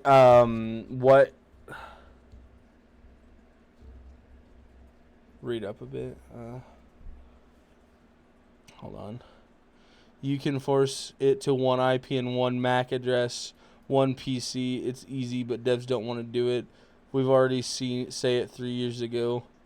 So Michigan, like that's what I'm trying to ask you though. They don't. We told how to do it the devs 3 years ago, and the devs delete and post on Reddit that show you. Yeah, that goes back to also where it's like, well, Oh, 2 but you have to computers, prove it like right? in Rust. So that, I mean, to be honest, that probably should be the way it is. Like real shit. Yeah, I mean, to be honest, dude, that should be the law. Like, I'm all for fairness and fun, but I'm also for fairness and fun. And to be honest, the more shitty things you add into it and the fact that it can be done, I mean, you can't do Scout's honor for something like this because much what like I just said, if I'm up there in my fucking BT and I'm slinging fucking dick and I die, it's not the same as the warden against me that's slinging dick and dies, but he already has a bot farming for him for another tank versus me. I would have to get off the front line and go up. That's actually bullshit. And that's an example I can see where that's major bullshit. Of course, but there will always be ways around that. But even if you that's the inherent problem, though. Like but that's the argument, though. Just because they can do it, should we not do anything to prevent them? Yes, there are ways around it, but that makes them take another step further to get around doing the exact same thing versus just open border, let them do it. You minimize it, that would be the best case scenario for it. Even if people lie about it and whatever, you're still making them take that step. Right now, the current problem I think is that true multi-boxing, we're using a singular machine, which is the singular IP address, the MAC address, all that stuff, right? To control multiple accounts is rampant on both sides. Compared to buying multiple CCs, because there's people out there that there's no way these regiments have like so many people on the same time block that are all like at the same like 6 mines that are all going the same synchronous, right? That's 100% one computer multi-boxing. I've seen it in other MMOs. That's true multi-box. That needs to fucking stop, and it's gonna be the easiest one to stop. The hardest one is always gonna be to crack down on is a separate machine, separate game key. All that shit, it's gonna be way harder. But right? even then, how do you prove that? That's like as you said. Even then, though, that's still exactly what you're saying. Though, they have to have a separate machine, which is ultimately how much money are you willing to spend, and/or how many accounts are you willing to buy. That still is going to cut off a majority that have, you know what I mean. That's going to cut off a lot more than what's being done ultimately. No, that's what I'm saying. It's like the devs that got really lax on people just using one machine, in my opinion. Like, it's obvious right now that like people aren't buying other computers to do it. They're doing it off their one computer. That's a good point too. You'd cut all the scripting of what that I was talking about with that one story I heard. Scripters, you'll cut off that dude that can script a whole mine field. He can farm a whole field by himself with five accounts. So he has 5 people making, you know what I mean? Yeah, that's you see like the thing is, so it's a rule, but it has to be reported. Is the thing. It's not like a detection thing. It's a report thing, and that's normally how it goes for MMOs. Is they manually report or manually vision. Yeah, like, but see again, the people how many times do you see the Dirty Gambler and the Dirty Gambler 1? Yeah. Or the Dirty Gambler 2? Yeah. Or you see Agent 66 and then you see Agent 67. Or if you see Big Bear Berg, Little Bear Berg. Like, it would be that.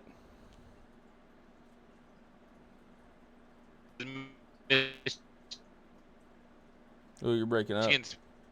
Right.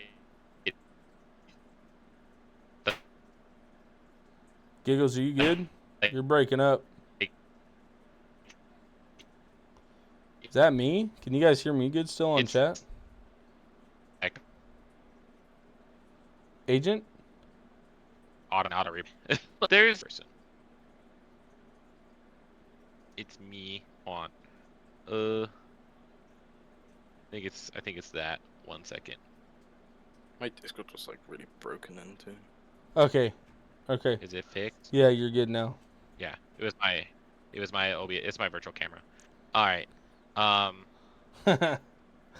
But like breaking the stream. Yeah, no, it's. What was I saying? It's up on the devs part to realistically implement automatic detection, and it's also up to the community. It's also doing it, I think. No, but like it's also up to the community. If you know somebody's doing it, even if it's your friendly regiment, report it. Realistically, like as a community, we have to stand up to it. That's how it has to be, because like no one likes, especially on the front, when warnings figure out I control garbage, right? They're like, it's a different feeling. But the thing is, like, vets don't care, right? For the most part, but it's like you're taking up a slot. They do prefer this. I think it's most of the way people acknowledge that it happens. They don't like it happens, but they do acknowledge that a lot of tankers, that is the population now. Yeah, I think though, like here's the other situation, right? This is where it reverts back to the devs need to give situations for us to actually report feedback and actually have a system where we have like I'm forgetting the fucking name of what I'm talking about. It's where you vote on shit and it goes to a survey. Jesus Christ. I wish they would actually do surveys. And one question is, do you feel we really need to enforce the alternate account problem? Yeah. That's exactly what I'm saying, Michigan, and that's the inherent issue with this game. Oh my God, excuse me. That's the inherent issue with the game. But guys, we're getting on 3 hours. I'm gonna probably end the recording side of this so YouTube doesn't fucking go crazy. This is the longest podcast I've done. Fair. I'm gonna stop recording. I'm gonna stay streaming because I do want to play some Foxhole, and I'll keep this chat up. But we'll probably just go into a normal stream mode. But hey, you guys got me talking for 3 hours. You guys did a good job. Had a really good time. I really appreciate you guys. I'm just gonna end it here for YouTube purposes. YouTube, I'm sorry this one went for 3 hours. Hopefully you guys enjoyed this episode. Giggles, Agent, thank you guys for coming on. No problem. That was a really good podcast tonight, guys. I really appreciate you, and I will end it there. Bye, YouTube. Stream, don't go anywhere. I'll be right back. Wait. Nope. You know what we need to do now, man.